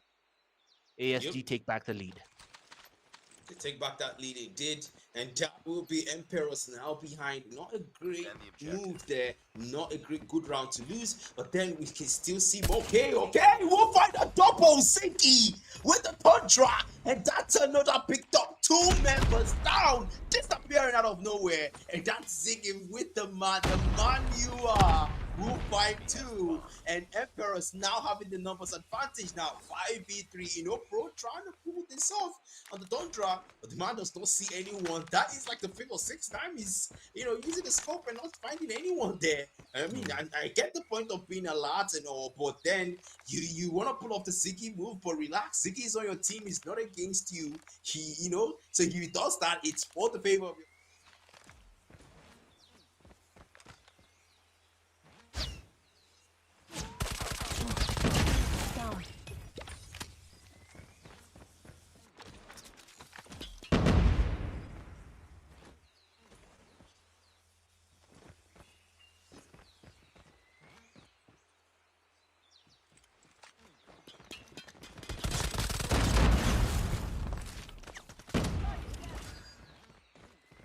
by only 1 life that can be easily lost, down to Ziggy and Splash to respond.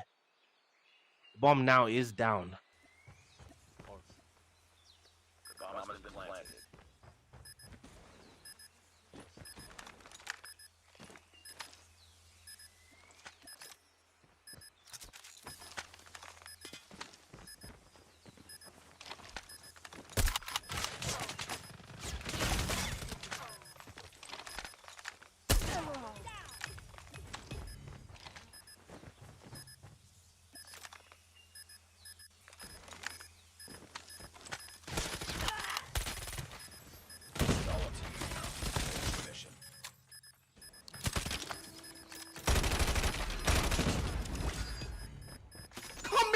With plenty of time for the defuse. Can he get the time in? No defuse for him today.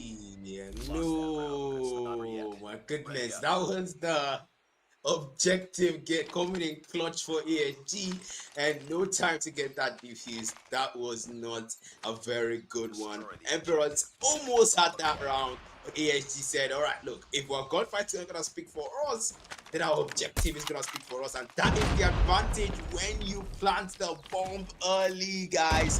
This is what we keep saying. Objective matters too in SND, not just going full out TDM and just wanting to wipe out each other. But now it's a 5v5. The numbers are still going to be tied. You can tell now going for the wall. Bang! Okay, Trauma wants to traumatize the wall bang, but the gunfight for coming. Pro fighting first. Pro will get found by Venom, and the trade comes through. The numbers are not tied. To Splash and Writing get his head to the next round.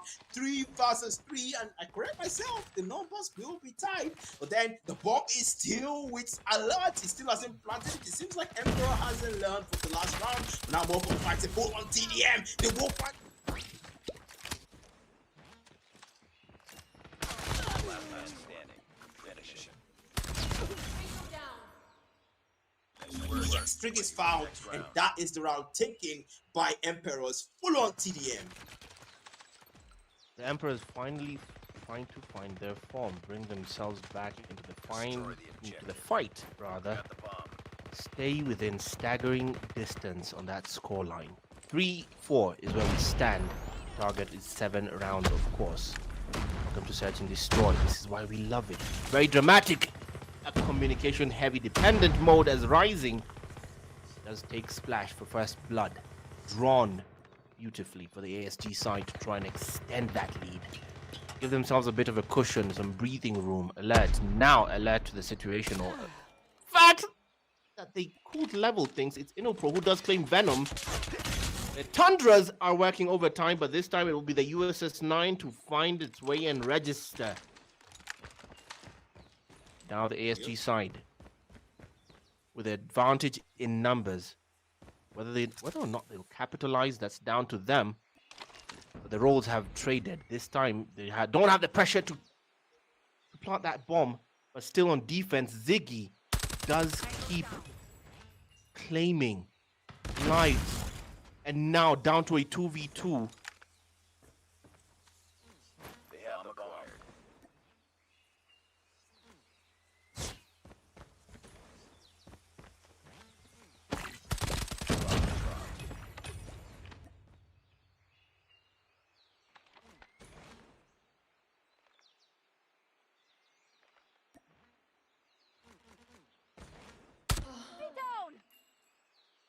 Lock round. It's not over yet. Ready up. I mean, We'll I be did. fine. Yeah, it will be fine. My goodness. I'm speechless right now because Destroy the I objective. believed that Emperor somehow had that in the bag, but at some point it looked like nope. AIG said, all right, look, we know how you guys play. We know Nigerian T2 teams are good in the SFD, and we made our contingency plans for that. You can see the plans will go in, and then we're waiting for the other side. How did he not see the man on the other side? How did he not see him? Trauma and Drake, they will find 2 and 3 alerts, takes him down. Finally, somebody being alert on the Oh side my of God. Emperors, and that's Oh my AHG. God. 4v2, 4v2, man.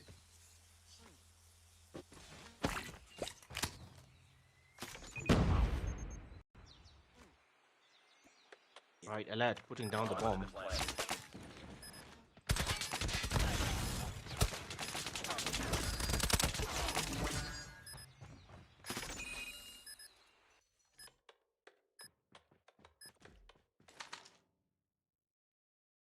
Lost that round, but it's not over yet. 6 wins on the board. The Ghanaians, a nice cushion for themselves. 6-3. I want to admit, Black Matter, there was a point where I was watching the stream and I didn't realize I was watching the stream and not the actual feed. Bomb acquired. I was reacting to play. I was reacting to a play from like 2 rounds ago. It was the snap. The sniper snaps. Oh my goodness. And then you can see AST, they will have that round advantage there. Emperors now 3 for them. Well, if you're Emperors, you want to try to get more, and yes, they will try to get more. That's Drake Fall in a great position. Bomb has been planted.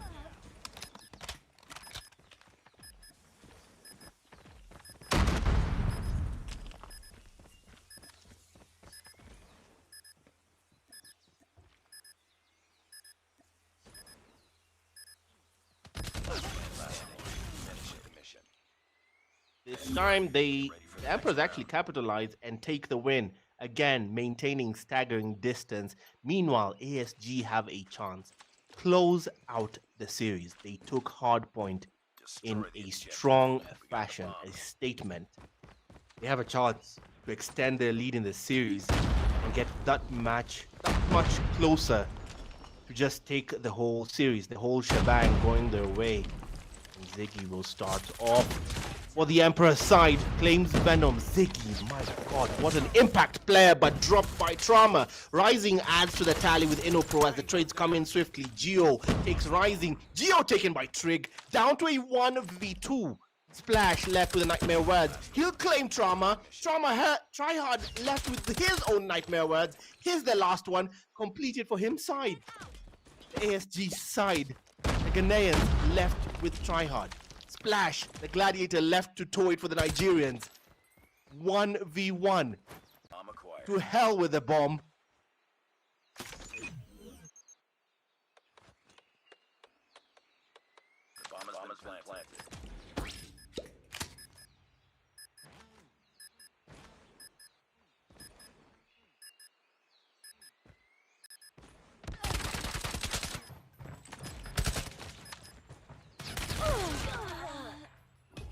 How did Tryhard lose that one? Jesus, he already had the positioning.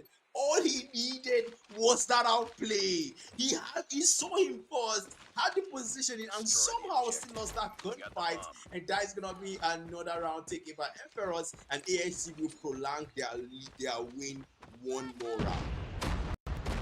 Wow. Again, staggering this. This time they commit. The confidence is there. The momentum has been built, and this time full send towards the A site. The B site rather. Confident Emperors. As that bomb goes down, and surely the 5-man ASG side info out. Try hard on the flank on the other side, waiting for his team to come in as support. Meanwhile, Trauma will try go for the wall bang. No one. Five Emperors planted like a flag, and it's all coming to a head because hold it for a moment. Do not blink, guys.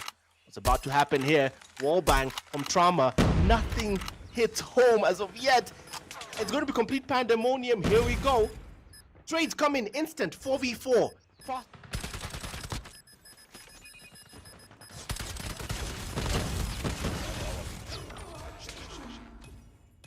Nice work. Get ready for the next round. Jesus Christ, what was that?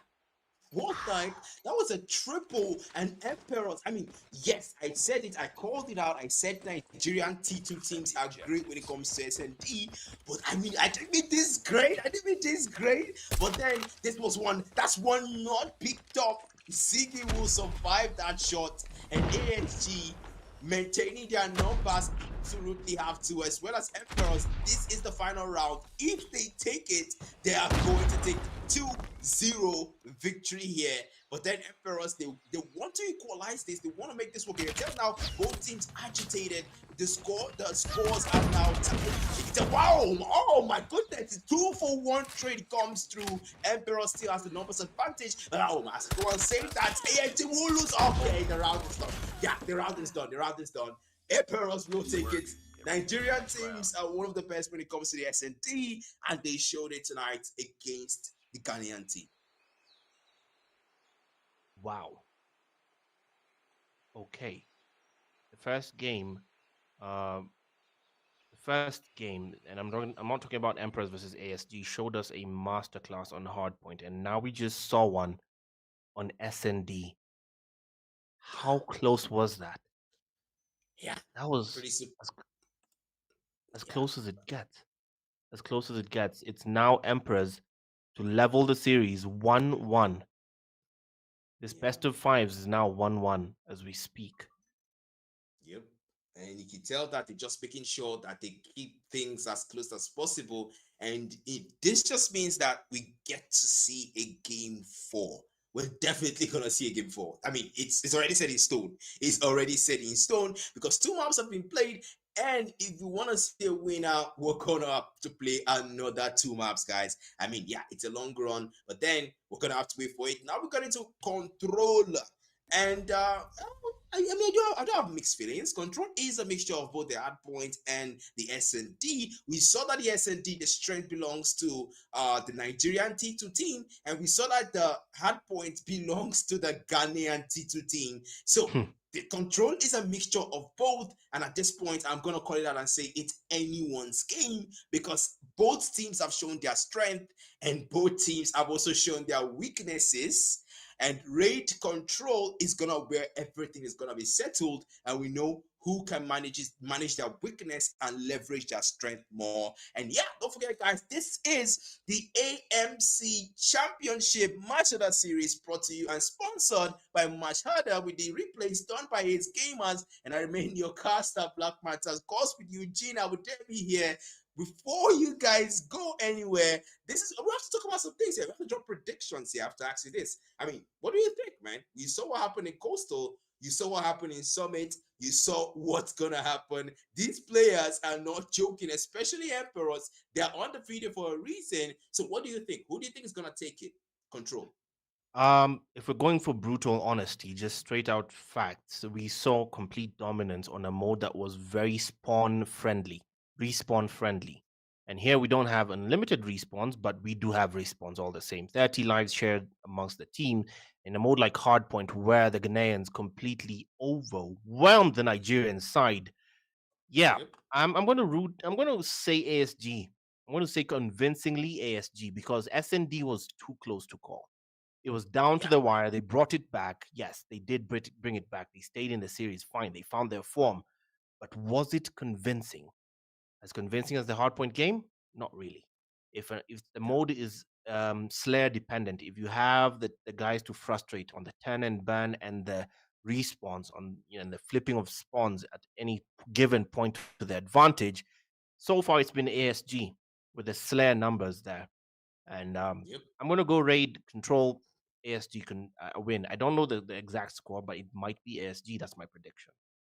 Yeah, that's my prediction too. I'm gonna go with you on that one, man. I'm definitely gonna go with you on that, man. Because mind you, even though the S&D was taken by Coastal, I will remind you that the lead was gotten by ASG at some point in the game, and they just didn't know how to hold on to that lead. And the Nigerian T2 team, of course, the strength in S&D made sure they leveraged on that weakness and that blind spot there. Also, the strat whereby they would target 3 players, Trig and Trauma, and once those players were down, it's pretty much the domino effect at that point for them. And ASG definitely have to work on that in their comp, but in their roster rather. But then you know very well that, okay, look, if we want to make this raid control work, and if we want to get to slums and hard points again, I'm pretty sure they're going to be banking on that mode if they do lose the control. But yeah, I'm going to incline towards you there, man. I'm going to go for ESG, guys. But you guys in the chat, you guys in the comments, let me know what you guys think.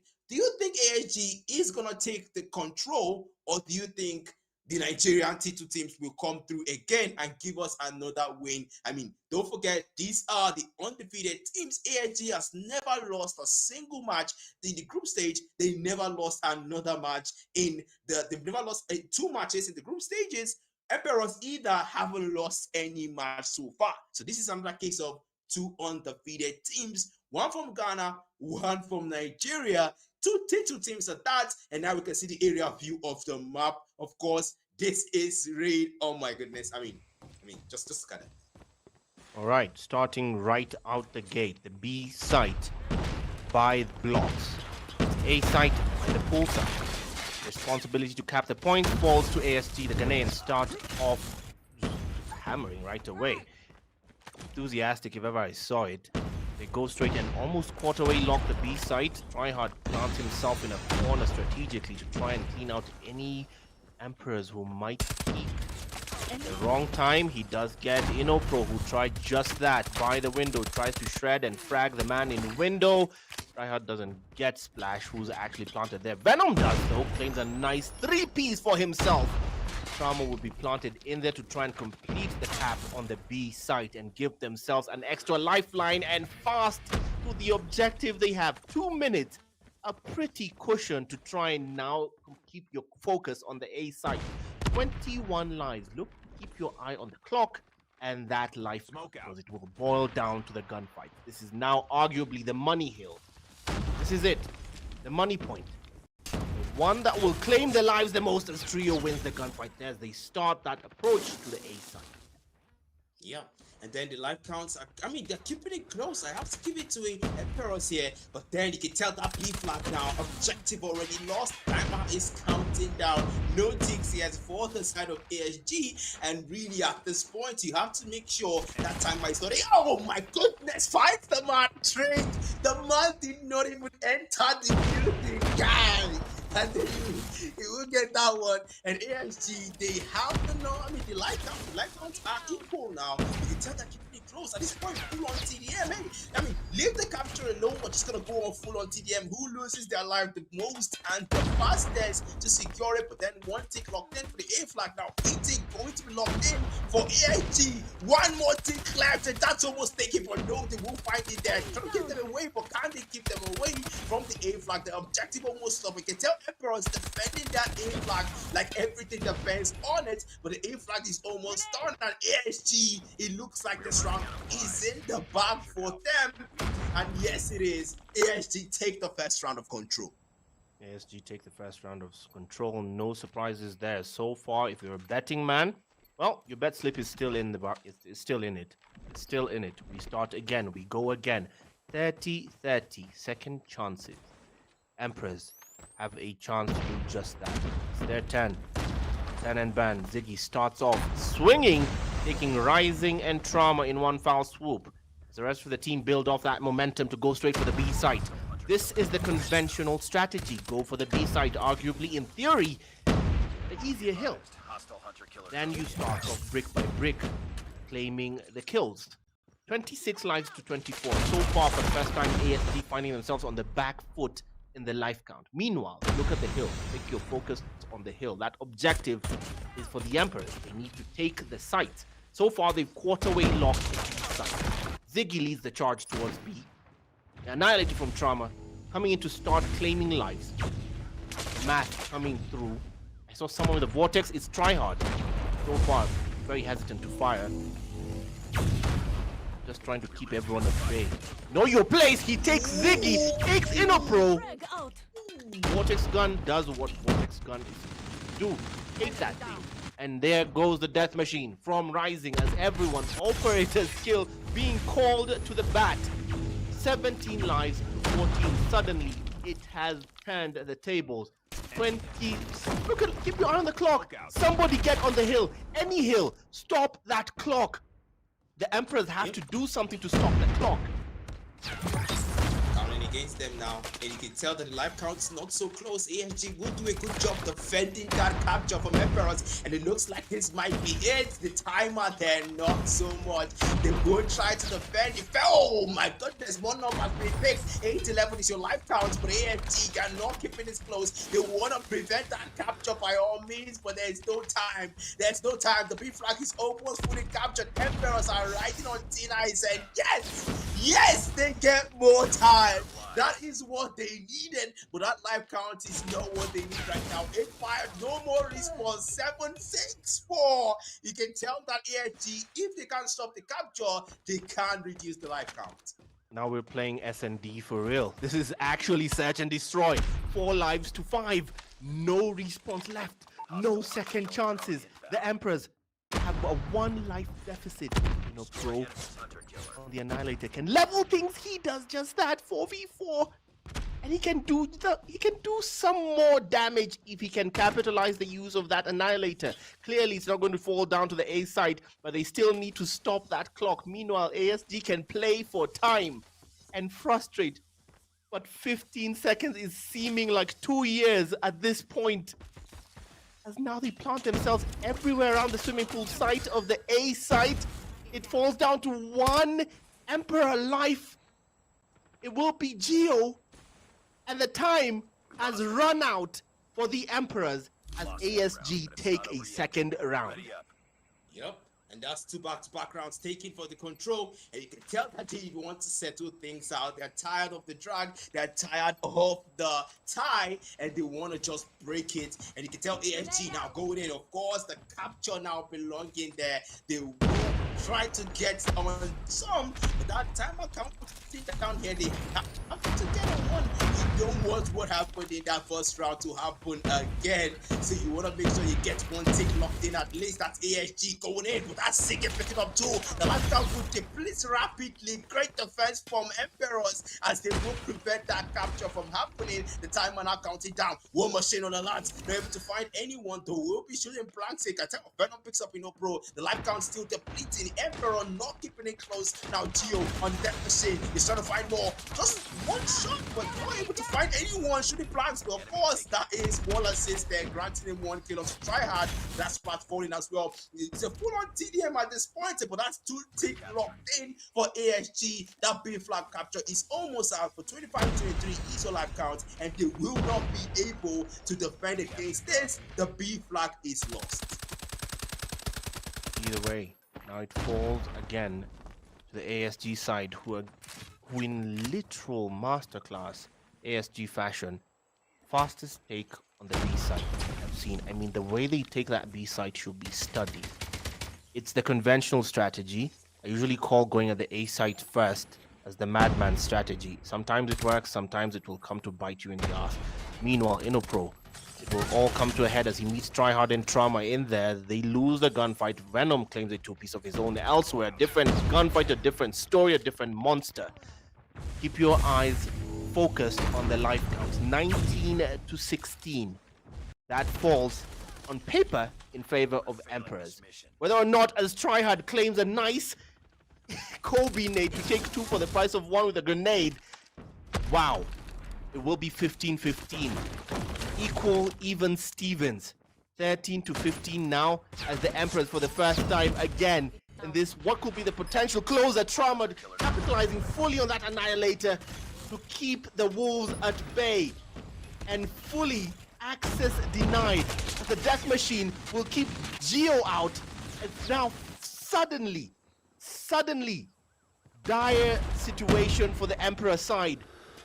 This could be GG's on control as shredding the man in window. It's rising, spraying and praying. The vortex gun sprayed by Tryhard, who doesn't care what he hits. As the ASG are even looking to take everything.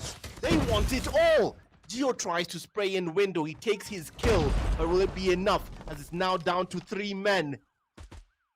Track that, 2 men to hold off an ASG attack, but it won't matter because control is gone and it's swinging all Ghana. Yep. All Ghana indeed. And that is the T2 team taking that control there and finally breaking that tie. And Emperors are going to have to do more than that for, oh my goodness. I just realized that the next mode is hardpoint. ASG's domain. And that is not a good look for Emperor. If they want to take the fixture, they're gonna have to settle things off or try to prolong things by taking the hard point until the S&D. But if you're ASG, you don't want that to happen. You want to leverage on your strong suit. I mean, look at the stats here, man. Eno Pro with 21 bomb, but the maximum impact will go to Ziggy. And on side of ASG, Trauma absolutely traumatizing Emperors. 24 bomb on the man, 156 impact. Amazing and impressive start here, man. And look at that. Again, the gamble paid off. If you bet ASG, your bet slip should be paying out now because, hey, it is 3-0 in favor of the Ghanaian side. Now we're going straight into slums on hardpoint. No time wasted. Slums hardpoint. Again, judging off the first hardpoint matchup we saw it at Summit. The Snowy Badlands was the venue, and that was a beating if ever I saw one. If you want production to play a recap of that hardpoint, just put a video of a man flogging a donkey because that's pretty much what happened repeatedly. It was a beating. The Nigerians saw bad things on hardpoint. They resurged on search and destroy and gave us a masterclass in comebacks and holding the line. Raid wasn't close. It was a 3-0. And now a chance to redeem themselves from that dismal first hardpoint. They can do it on slums. Any chances that your people do it this time around, Black Matter? Any chance? At this point, man, it's from what happened at the ASGK. I wanna come out and say I'm okay. At this point, I'm not gonna play any favoritism here. I don't wanna be partial. Yeah, they're my people, but then honestly, I wanna come out and say it true. Yeah, ASG did have a very strong hard point. They had a very strong control, 3 back-to-back rounds, and I mean the SND was their forte. The T2 team, Nigerian, they had a good run. They made sure they won the SND, but the hard point, which is gonna be on slums. That's where Jerry lives, by the way. That's where Jerry lives, by the way. It's gonna be on slums, and it's gonna make sure they're gonna have to make sure that, okay, look, if we want to win, we're gonna have to take this hard point by hook or by crook. They're going to have to take this hard point, somehow pray that they can delay ASG's victory and go to that SND where it's their forte and settle things out. But if that does not happen, which if you're ASG, you don't want that to happen. You want to settle things right here, right now. Let's end this 3-map long game and settle things on hard points and make sure everyone goes home with at least, okay, you didn't exactly lose a 3-0. Okay, it was a 3-1. So at least you got 1 point to your belt. But yeah, that's hard point is gonna be on slums. Don't forget, guys, this is the African Mobile Championship Martial Arts Series. Of course, the Oasis champ, the first of the series, and I'm your caster, Pragmata, as well as my co-caster here, Eugene Abu Dhabi. Man, I mean, prediction. I know we said ASG would take this one, but still, I mean, is there anything to give the T2 Nigerian team a benefit of the doubt? Can we give them the benefit of the doubt here? Yes, we can. We saw. I chose to give the benefit of the doubt to the Kenyans in the first place, despite their dismal showing on hard point as well against the South African side. And yeah, the second hard point was far better. Surely the Emperors will have learned something based off that summit showing at beginning, because we started off. If you recall the way summit started, they did not even get into P1. The Emperor side did not even get a toe Oh into my P1. god. Full Oh my god. 60, yeah, full 60 Oh for the Ghanaians. That's how my it god. started. It was Oh, not it good. hurts.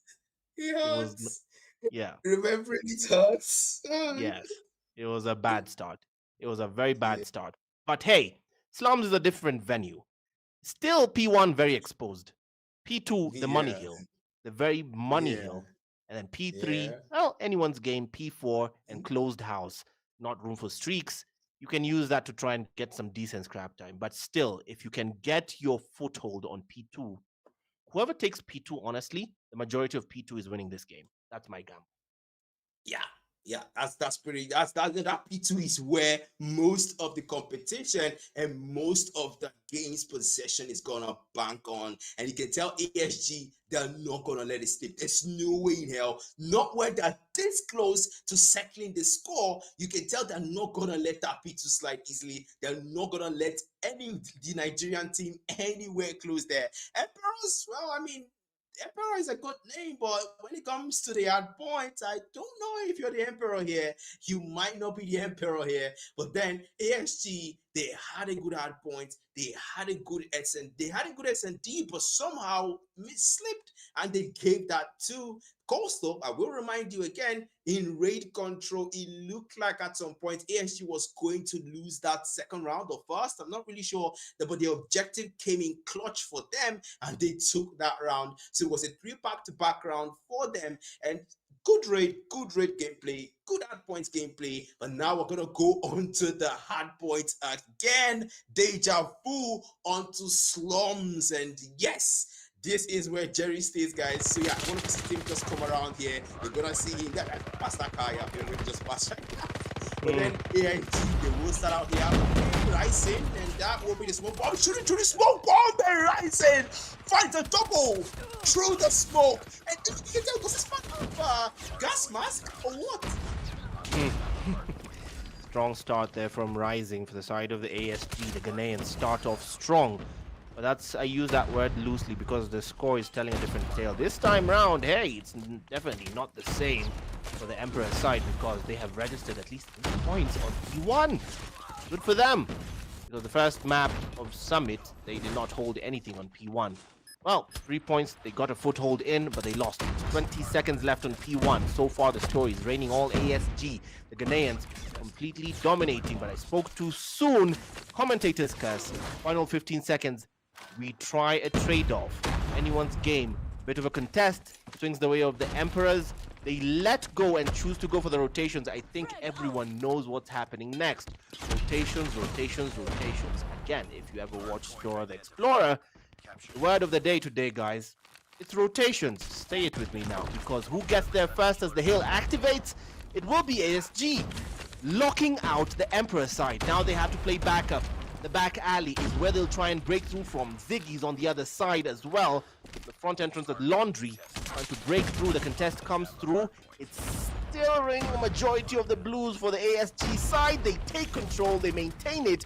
It's tryhard, living up to the name, living up to the billing. Through the smoke, fire, spray and pray. Catches one. Inno with the Sparrow assisted suicide there as the trophy systems fall. Rising fresh off the respawn. Back for ASG with plenty of backup. Yep, that's a backup that will be, but that's a double picked up by Ziggy, and that will not be enough. A triple with the machine basically. You can tell this man wants to get ASG's blood. He wants to equalize the score, but the EMP, they've got more points, and now they're closing in that lead. The hard point scrap time is owned by them. Would that be enough to get past ASG or even get close? ASG, they lose members real quick. But then EMP, the hard points, yes, of course, we'll reset, and now we will get straight to that next one. And there will be ASG, the numbers will fall, losing members. EMP, they get more for themselves, and it looks like they might have an answer.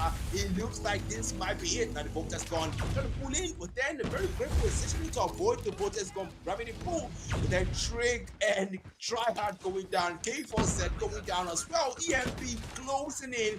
That's a deck machine. Now they're trying to find more value. 53, 54, and 55. The scores are now tied, and Emperors will roll their points. The Emperors, the Nigerian side, trying to force a game 5, and doing just that, they take the lead for the first time in hardpoint. And for the first time, they take the lead in a hardpoint game in this entire series.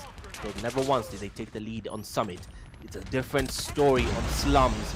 But I spoke too soon because ASG have brought it back, and for the final 10 seconds, they have a foothold on P3. We rotate to that very enclosed room, claustrophobia at its best. Trophy systems reign here.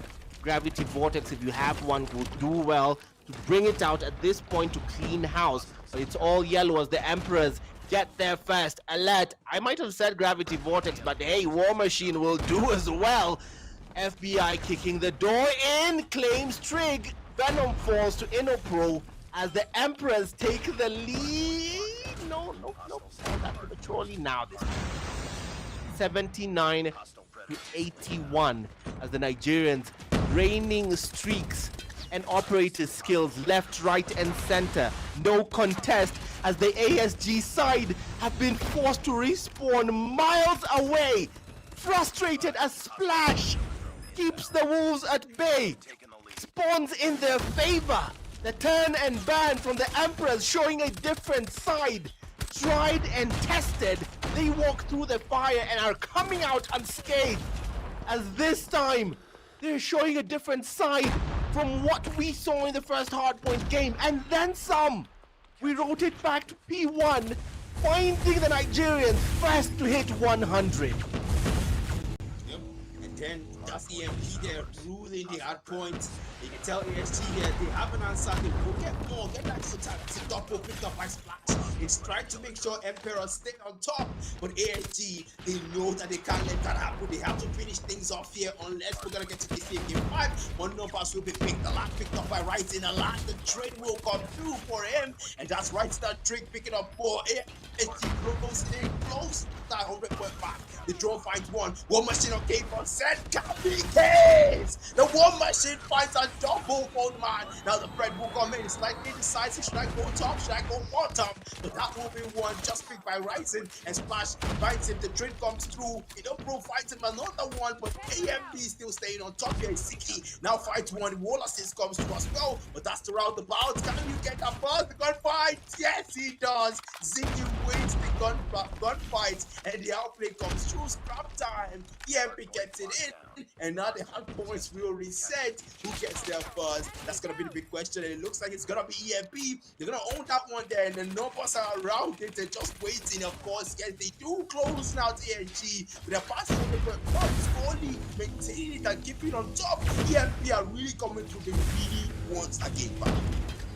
Right now, Emperor holding P2, that precarious P2 position by Laundry going through the back alley. The Emperor's side who just got pushed out. InnoPro will try and find his way back in the back alley. Meanwhile, Geo with a death machine coming into play. Operator's skill to shred, spray, and pray and hope for the best. But it doesn't amount to anything, that effort. Ziggy will come through, trophy down, claims one. Tryhard waiting, standing in his way, no longer. Final 20 seconds, still falling for the Emperor. The scoreline, keep your eye on that scoreline. It is as close as ever. This is definitely down to the wire, as the Emperor's side do forfeit P2 and prioritize rotations towards P3. Leaving the score right now as we close out P2 by Laundry.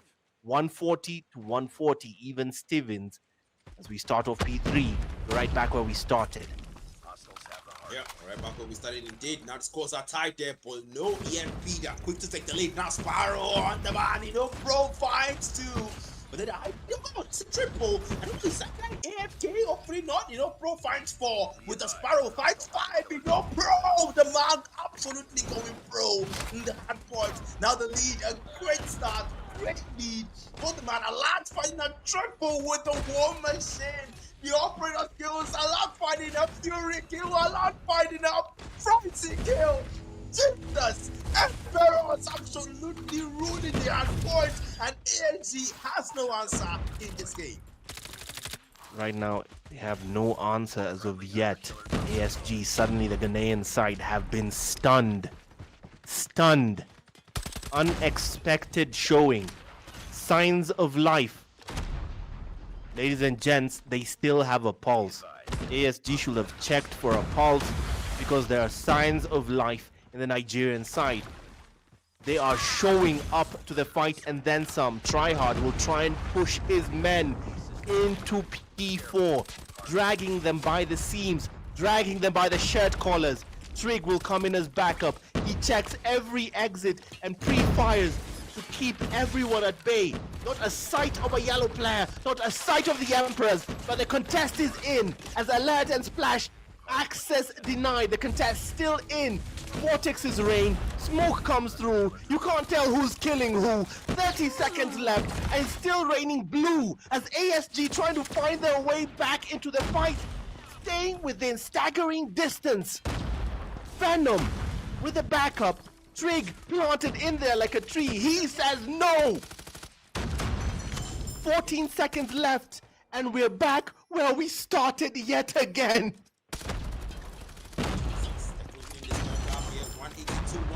187. EMP is throwing the lead away, and that is 3 more left. No, they will not throw that lead. EMP will get more for themselves, and you can tell that ENG badly want to settle things out here. But now can they closer to the total point mark? Can't they get closer? Can't they get their buzz? But with Splash pulling out a double, a triple with the equalizer. Can they make it work? Can they doing? Yes, that's the triple, and EMP will get ahead. Trick, Splash, they're trying to do what they can. Trick fight well, Pro with the pride, but that's gonna be another one there. AFG trying to get past that 190 point mark.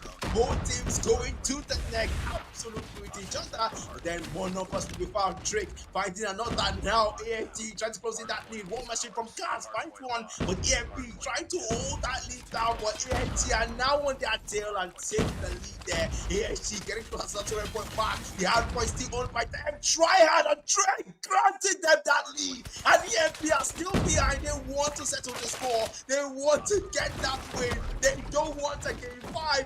Let us do this. Let us go home. Let's go home indeed. Let's go home indeed. The Ghanaians have a chance to close this out. They do not want to risk it by any means necessary. They don't want to risk it on SND. We saw how close it was on the last one and they lost it. They don't want to risk it. Meanwhile, the Nigerians have something to say about that, and they will not go quietly into the night. They will not go quietly without a fight as Inopro and company break through. Sparrow in tow, pew pew pew to clean house. It will be Venom and company to try and repair the damage and keep the ASG side within the fight, but the War Machine from Alert will do well to clean house. Meanwhile, Tryhard claims a 3-piece. Vicky and Gio to spoil the party, but it's still all Ghanaian in there.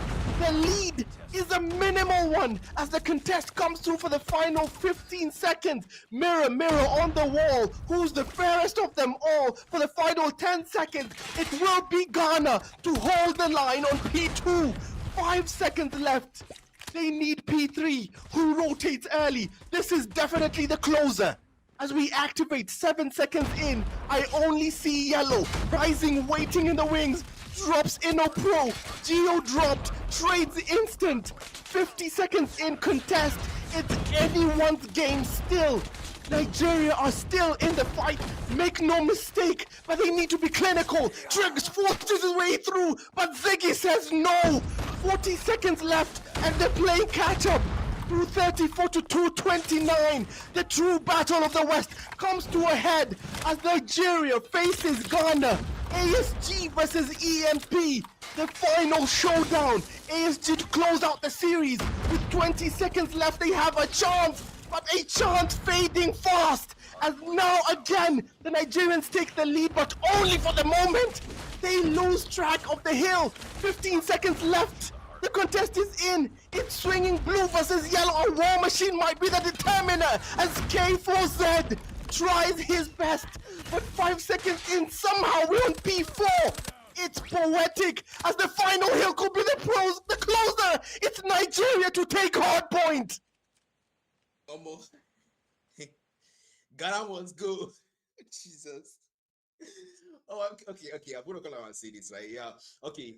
This was definitely a game where they knew that we needed our own game points. And Emperors, well, they did show why that the Emperors, that was a very impressive gameplay. I mean, it was so close. It was this close. 250, 240, you know Emperor struggled. You know ASG struggled. It was both sides. They did not have any easy gaps or easy leads and just holding that lead.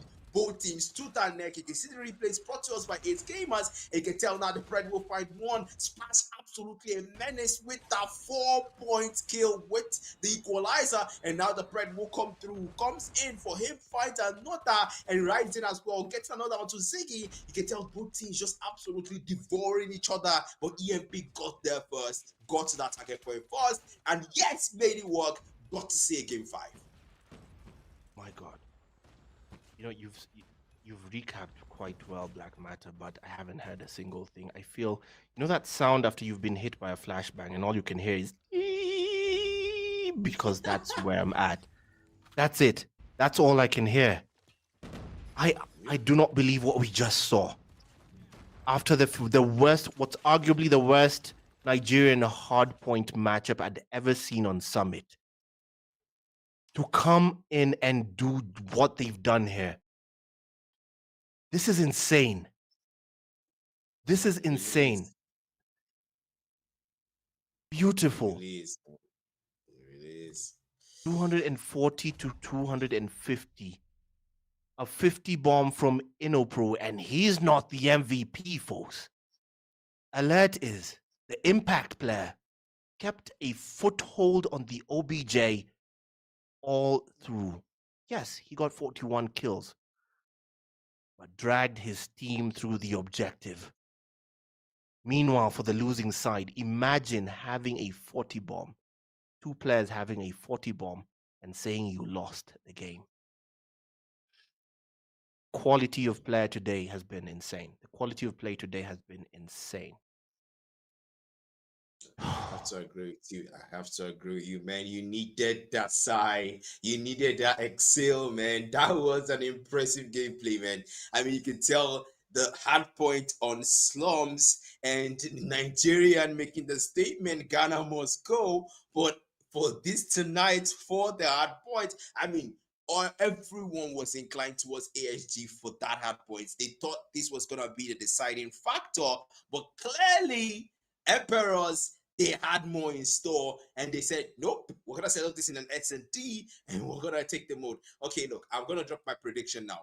Due to what happened in the hard point, I still think ASG is going to take it. I still think ASG is going to take it because I want to believe in them. I want to believe in them that they can take it because, I mean, so far, right, we've seen Emperors perform miracles because, I mean, this is just a miracle. 250, 240, it was so close. I think this is the closest hard point score I've seen since the AMC started, since the Oasis Champ started. But then this is gonna be an impressive one. Now we move on to the S&D, and you can tell that this is going to be where everything is going to be settled. You wished for that 5th map, Abu Dhabi.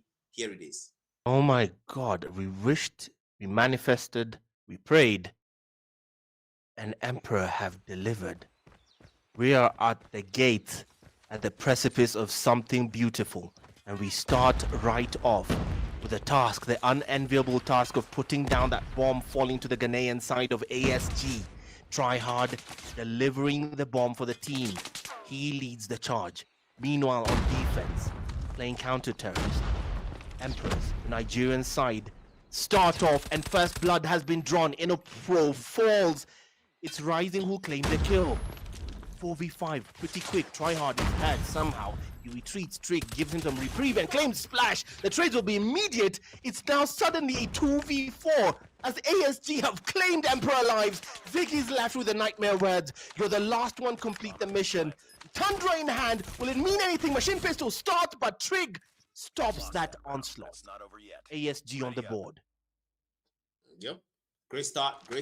Then I'm not gonna give them that round too quickly. I'm not gonna give them that applause, rather round of applause so quickly. And I'm not gonna hold that off until they win the game. I don't want to descend the casters curse upon them, but that Nate will go in. Ziggy with the machine pistol as well. You can see the man's on the contract there, trying to go for that wall bang, and that's the triple. But no, he's not gonna get any with those triple shots, and that's one member falling, and not a good look for them. G will lose members, but Emperors lose more. It's a 3v3. The numbers, oh yeah, the cast is gone, and that's a 2v2. Numbers will be tied once again, and that's Jen now on the loom. He said Jade, the man's waiting for the right moment. Might just walk into this one, might just find the trade here.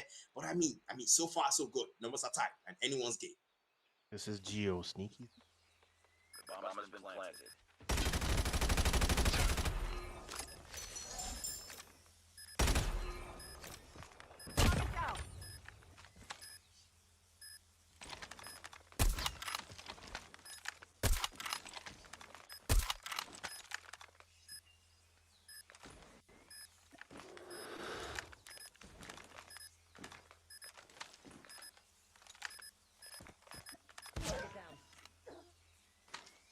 Headshot straight for Ziggy. 3 haircuts delivered. It's ASG again on the board. Second round in a row. Yep. I mean, when you walk into the open like that, that's a sniping spree, especially when you know that they're already. But now the nades are gonna come in. It's deja vu over again. You can tell ASG really making sure they hold that round lead. But then Emperor, yeah, snipers are gonna come in. Siggy pick it up, trying to go for that wall bang. Siggy still not getting that wall bang though, and that's ASG now trying to go for another wall bang. The man really needs to let up, but then consistency just might be the answer here, as he will try more for that wall bang. City is still not letting up more shots, and they will not get anyone there. Now switches over the man Geo trying to find more with the USS9, and City still trying for that wall bang. I admire his resilience, man. Trig still with the unenviable task of delivering the bomb for the ASG side. The Ghanaians already have 2 rounds on the board right now. Well on their way with a nice cushion, but Ziggy will claim a nice snap. It's Trauma who falls. 5v4 as the ASG side lose members. Rising will trade in with Ziggy. 4v3, will it mean something? Can they build off that momentum? Geo trapped in a rock and a hard place at the B site. Claims Trig, wins that gunfight. USS9 comes into tow but loses to Venom, who catches him asleep at the wheel. InnoPro will claim Venom in return. The enemy has got the bomb.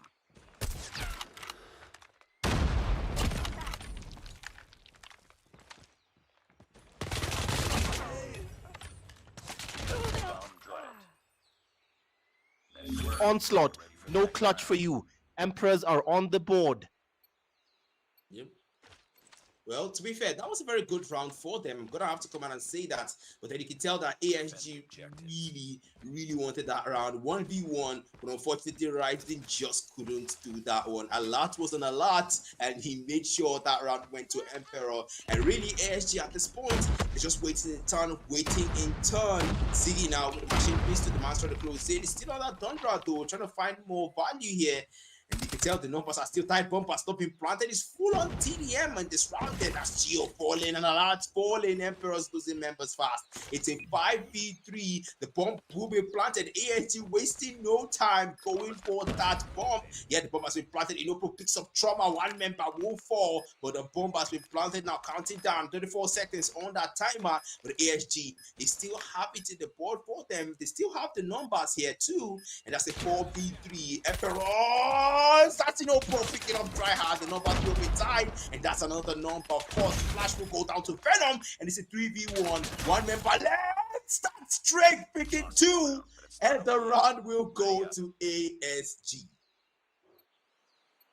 ASG now, again, regaining their cushion for a moment, but hey, I'm not too confident. We've seen this before. We've seen this footage before. The last time we saw it was Coastal.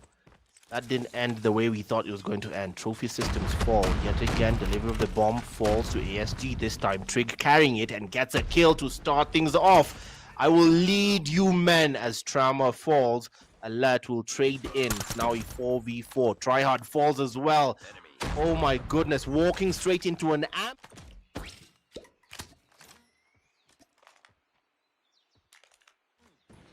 Enemy has dropped the bomb.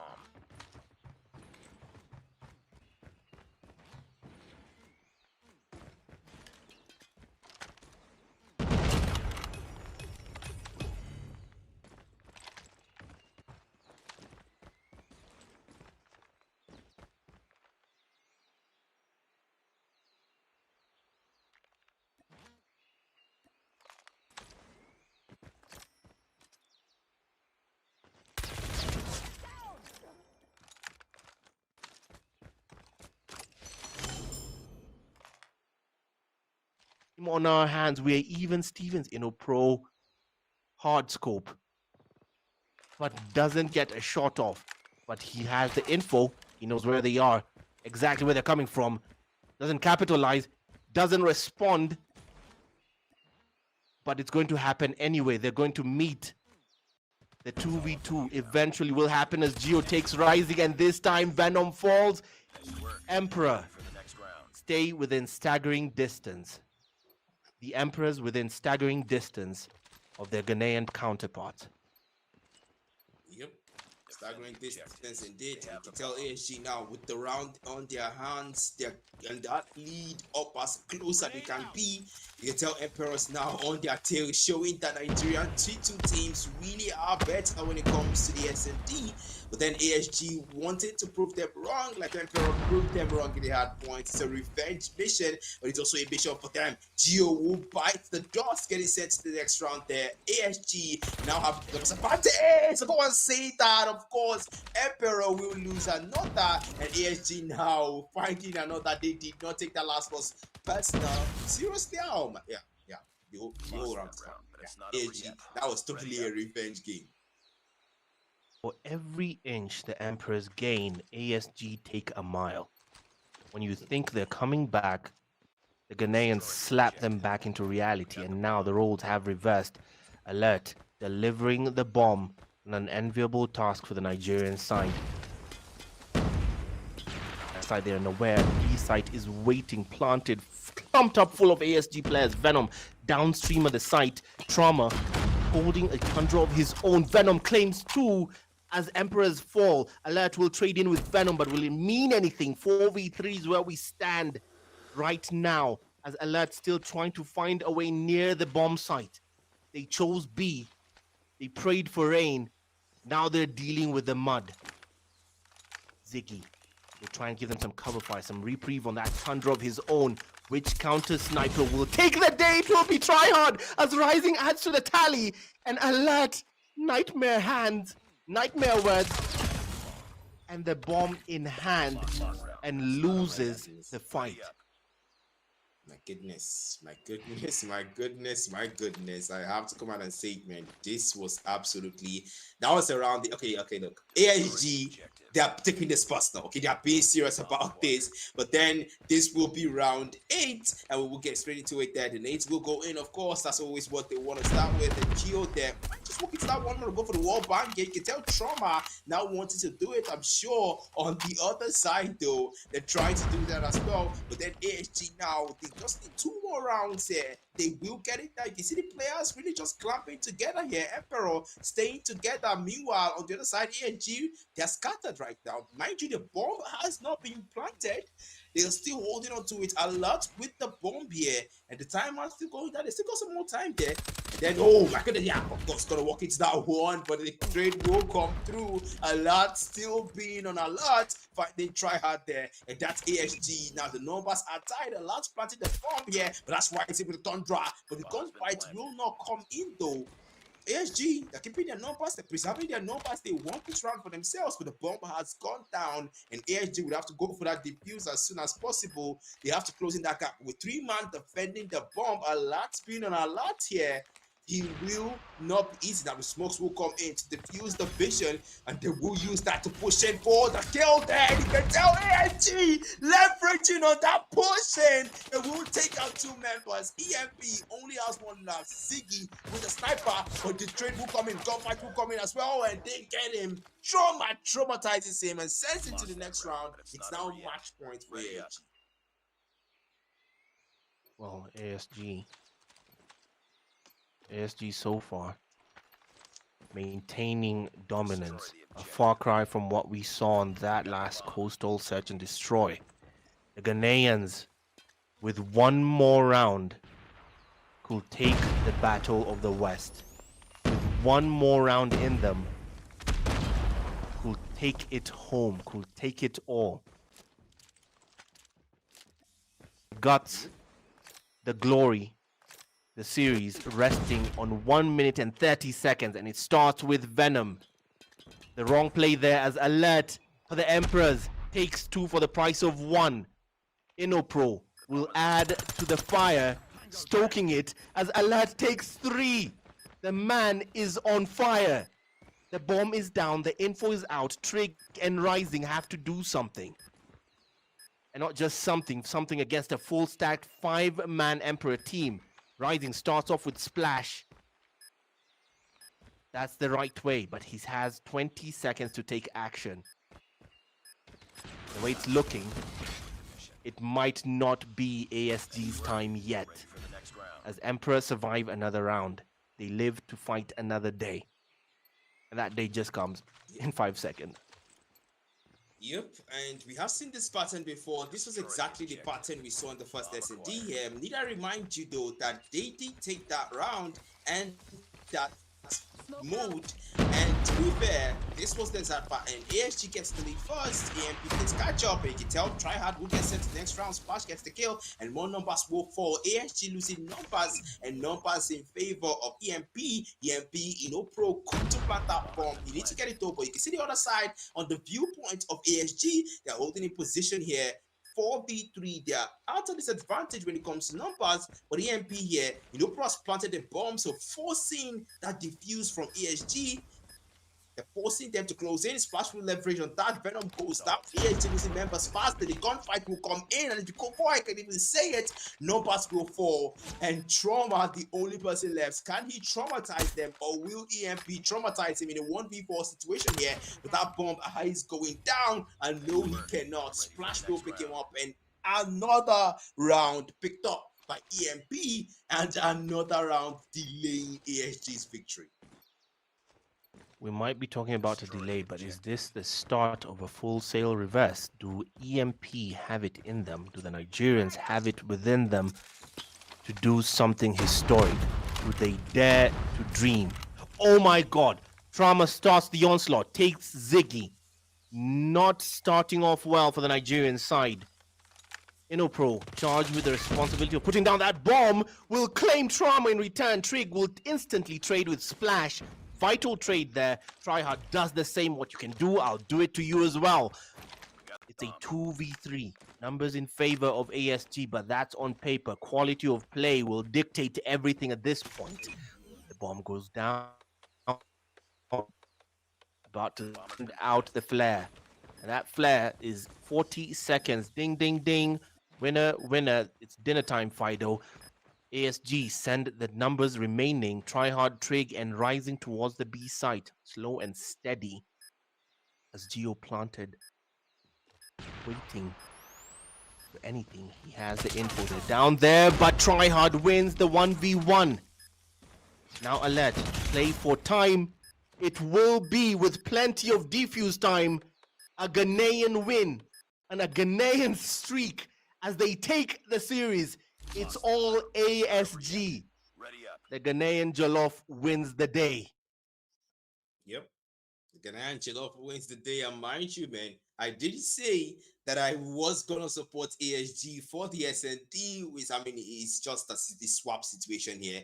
You would expect ASG to take the hard point, which they did not. And you'd expect Emperors to take the SND, which they did not. So at the end of the day, ASG won their first game in the playoff winners bracket. Congratulations to them, and also to Emperors. Well, you're not so undefeated right now. Right now, you have a defeat to your belt, but it's a 3-2 defeat. So it's a close one at that, but then defeat is a defeat. Victory is a victory. But guys, this has been the African Mobile Championship Martial Arts Series, the Oasis Champs. And just take a quick look at the stats here, man. Before we go on that intermission, we have to talk about that. Pro on the 9 bomb. And the other side, you can tell that EFG made quick work of them. 12 bomb, 13 bomb, and just made quick work of them in this round. How are Emperor losing on the one day I choose to wear an I Love Lagos t-shirt? Like the one time I'm wearing an I Love Lagos t-shirt on the live stream. Come on. Come on, man. Yeah. Well, at the end of the day, the Ghanaians take the day, and the stats tell the tale. Rising MVP with the impact player of the day. Trig still pulling his weight. They dragged their team towards victory on that search and destroy ending. Nail biter towards game 5. Worth it all the way to the end. all the way to the end. And like you said, we're going to take a short break, and swiftly, because of time, we'll be back with the next game.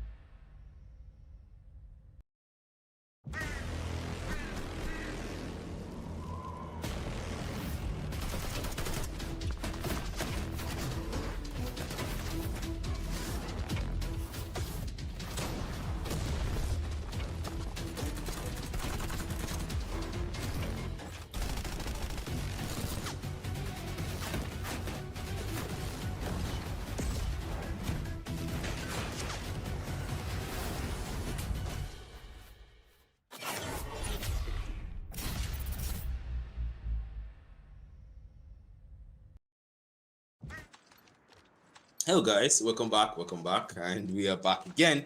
And this is the final fixture for tonight. And yes, you can tell it's Bravo 6 versus Obsidian here. The hard point, of course, is still Summit, and we will get straight into it here. Now, both teams, of course, the clash will start here, and then the gunfights will come in. But you can tell Obsidian straight to get that lead first. Bravo 6 to playing catch up. Mind you, we have seen situations where Bravo 6 lost at points, especially in the group stage, and made a comeback with the remaining 2 maps there. That was against them, but there with this one, well, hopefully this is the best of 5, so they have a lot of time to do that. But no, that will not be the situation here. Bravo 6 quick to get that gap, and also that lead. They will catch up, get past Obsidian, and Obsidian now play catch up. If the question of is whose allegiance lies where, Bravo 6 flying the Ghanaian flag, while Obsidian representing the 254, that is Kenya. 20-8 is where we start. Bravo 6 with a strong start on this summit map. T1 in the server room. Swinging their way, but just for the moment is Obsidian play catch up for the remaining 10 seconds to hit that very 20 map. As we head on to the catwalk, that is T2. T2 on the catwalk will be the most exposed site. Any streaks should come into play now. This exposed hill, getting there first, the Obsidian team, sending full numbers towards that site. But the Blues, for the moment, take it back. The contest is in as the Obsidian players looking the wrong way get cleaned out of the house. The lead that the Bravo 6 players can appreciate, it's a thin one, 30-27, almost meaningless. A 3-point lead and barely, because the contest is already in. Equalizer coming through. Now cleaning house, taking 2-3 for the price of 1. It's Siege. Siege or Beige. That. It's Siege or Beige. I'll call that. And then Pink comes through support. Yes, it's Beige. Beige will come through final 5 seconds as we rotate now to the Money Hill. The Money Hill, this is the hill that spells doom for most. Honestly, I'll say this, Black Matter, if whoever takes this hill, again, it's one of those balls bets. Whoever takes this hill takes the game. Yep, that hill will start counting down now, and that Sakura hill, the war machine throwing in more, but not able to find enough. He will get shot down by Beige, of course, wreaking havoc at Tassa on the side of Bravo 6 with the death machine here, and he will not be settling for more. Okay, not settling here. It's for bomb waiting for that guy to get in. That will be Blue. Might just walk into the death machine's line of fire. Yes, he does. And that will be Atasa getting a double, but the operator skill already used. Now with the claw, finds a double. Wanted finds a double. Not able to find the triple. Now we'll walk into that one. There is smoke. Yep, they will walk into it. There finds a triple. Unofficial triple at that. And gets Bravo 6 to some operator skills. Getting Bravo 6 at both 70-point mark. Obsidian now wanted, still finding more numbers for Bravo 6. Now with the melee, okay, I don't want to go melee there, but the USS9 will get him more kill. Wanted for some menace, for Yellow will put him down as that heal time will reset. Majority of the Money Hill scrap time falling the way of Bravo 6. Sure, Bravo 6 going dark. They went dirty, so the world stays clean. They go straight for P4. It's still all Bravo 6 on that very claustrophobic hill as Baba Yaga, John Wick himself, cleans out house with the Sparrow in tow through the smoke. Surely Beige does not know what was waiting for him by the slopes. 30 seconds in and still all Blue, hitting 100 now. 150 points away from GG's. Bravo 6 edge closer and closer to their first map win on this series. Yep, and then that's Obsidian there. The play behind them. To be fair, Obsidian did start out good. Then now Bravo 6 now has the lead. Wanted and Sakura as well. You can tell that they really want to make this work. Bravo 6 wants to take the hard points. They don't want to get a dragged out game. But then Obsidian, they might have an answer here. Bravo 6 here. Atasa doing the work here. Yes, that's the Ram 7 kill. He will get that one in. The Volcan's gone grabbing the pull from Pink, but that will not be enough. Pink will get a double with the Vortex. Man wants to get more though. Grabbing the pull gets a triple. Unofficial one on that. That's Obsidian trying to get close. Having that heal time there. Atasa Baba Yaga with gun in onto yellow. Obsidian trying to get back up and get close to that 100 point mark. Atasa takes him down. Will be taken down by Yellow, and you can tell Yellow wants more for Obsidian, and Bravo 6 wants to maintain that lead. 30 seconds left on that P1. We're in the server room. Anyone's game. The test comes through. The smoke won't let anyone in anyone else's line of sight, but it's still raining blue with Bravo 6 extending their lead and their dominance thus far. Maintain the status quo. The Kenyan side struggling to play catch up at this point with 80 points on the board. Not small, but hey, the gap keeps growing right now. It's going to get to more than half if they're not careful. And we're rotating now to the catwalk. Trophy systems will fall. Pink waits, but means nothing as Atasa takes down blue. Sakura will come through, taking down Pink as a full squad wipe for the Obsidian squad fall. They've barely moved from the 80 points that I mentioned a minute ago. Death Machine from Atasa doesn't even come into play. He doesn't get a chance to use it. Surely that will piss him off. Sakura comes through and plants himself to get the scrap time. Objective currently being met. Players in there to spoil the party. Someone jumped in Spider-Man style. That was white, cleaned out by Ghost. Blue and beige take down by Bayaga and Ghost in that order. Tassa and Wanted trade in almost immediately as their Purify My Soul gives room and reprieve for Obsidian to hit 90 and close in on the 100-point mark. Can they get there? And remember, keep your eyes on the hill now. Where are we going? That's P3. The money hill. The extender hill. You lock that down, the proper chance of winning the game is yours. This is exactly how Bravo 6 broke away on the scoreline. It was evens again until P3 on that first rotation. And we're here yet again. And look at it. The spawns friendlier to the Blues. Sakura planted. I mean, look at that onslaught. These men have no honor. Waiting with a Sparrow and a War Machine. Absolutely no honor. This guy's frustrated off the respawns. They're going to respawn all the way in Morocco at this point because, yo, any point you just find yourself not an Obsidian player in sight.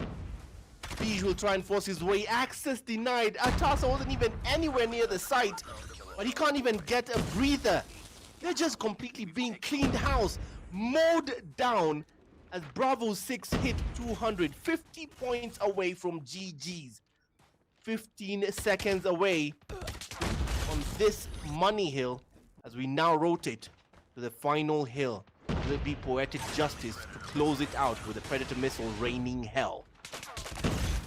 That's the big question here. You can tell Bravo 6 really making a lot of points there, and they're still getting more. Obsidian now behind. I don't know how they're going to catch up. Even if they do, the Hilltop will be where they want to be in. And for Bravo 6, now with the lead there. Atasa still picking up one with the Ram 7. Wants to pick up two, but the trade comes through. Wanted takes out White in Bravo 6. I mean, they're really close to attacking point. They have to just keep that lead. Wanted picks one. Atasa with the Ram 7 picks up Beach, and that Siege picking up Big. Blue will go down. Sakura finds a double.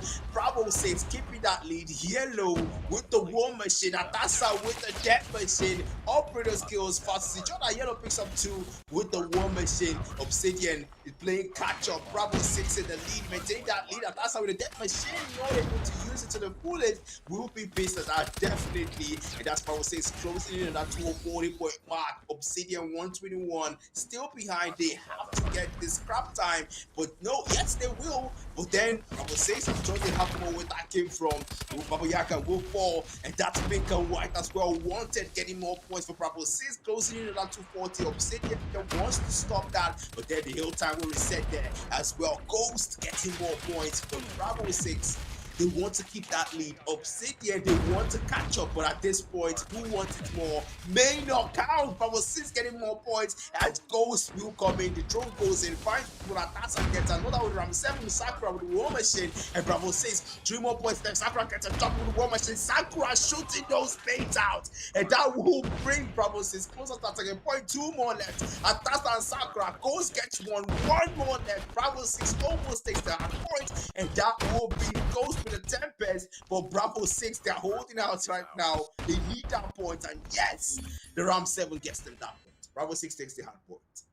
The Ghanaians take the win on hardpoint, and convincingly, Obsidian struggled their way through that summit map. It was not their day. Bravo 6 take hardpoint, 1 of 5, falling their way in the series. We head straight into firing range, no time wasted. But first, the tale told by the numbers. B6, how did they get there? 37 kills dragged by Sakura, who led the charge, MVP of that hardpoint matchup. Meanwhile, the rest of the team fell in line. Well, 30, 30, 33, 34, 28, 33. You can tell at what point what contribution each player made, and it was pretty much everyone pulling their own weight. Obsidian, on the other hand, had to be led by Beige, who got 29 kills. Not exactly meeting the KD that was falling in the B6 side. But yeah, the win is very convincing. It's very convincing, very telling. They really did struggle in that hardpoint game. We're going to go straight into SND. No time wasted, please. SND will be on firing range. This is a sniper-friendly map, very straight from the Black Ops series. Sniper-friendly, long range, anyone's game. A site is a death pit for snipers if you peek the wrong way. B site, very close encounter and grenades and throwables friendly. Every explosive can be tossed at the B site. It's very close encounters. Yeah, this is a very entertaining map. Predictions, Yep. Black Matter. Yeah, we're gonna come up with our predictions, but then, oh my goodness, I want to go for Bravo 6. When they did show a very strong dominance, Obsidian played catch up, but then to be fair, they did leverage on the money hill. I mean, waiting with a Sparrow, waiting with a War Machine, you can Those are tell. war criminals. Honestly, no honor to those men. They No, blocked. there it They is. There blocked. it is. There's that exact clip. Hey, these men have no honor. Hey, how do you do that? How do It's you do that, man? it's the equivalent of being on Battle Royale and having a Ravager and like having bought like 15 stealth choppers, like 5 stealth choppers in a row. Absolutely no honor. Like, just, oh my goodness. Either way, yeah, Bravo 6, the Ghanaian side take a convincing win on Summit.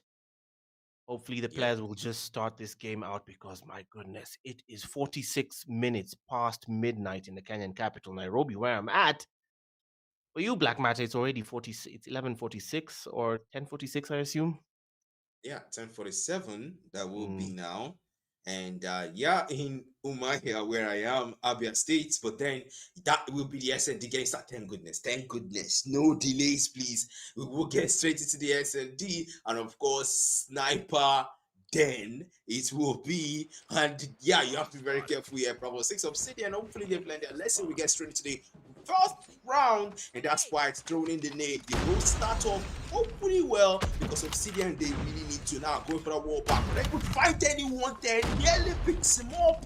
And that will be a close one. Atasa no longer using that Ram 7. You can tell Papa Yanka trying to find the wall bank through, though. Not going to be able to find the White of the Tundra as well. The nades will go in. And that's why it's picking up Ghost. One member down. Bravo 6. Not a great start. Numbers not in their advantage. Obsidian. Good one for them. We'll take out one. But they will need more than that not to get one. The wall bank. Trying to go for the wall bank here. Papa Yanka White as well. But they're not going to be able to find any wall banks. They just need one mistake. Perhaps they might go for a push in, but if the gunfight comes in, we have to find one Sakura as well. That's 3 being found, and Bravo 6 will equalize and take the numbers advantage. And Obsidian now only 2v4. But then, can they make this work? That's the big question. Pink and Rum now left for their team. And blue, pink, and blue, okay, color names, all right. I didn't notice that, but I'm just noticing it.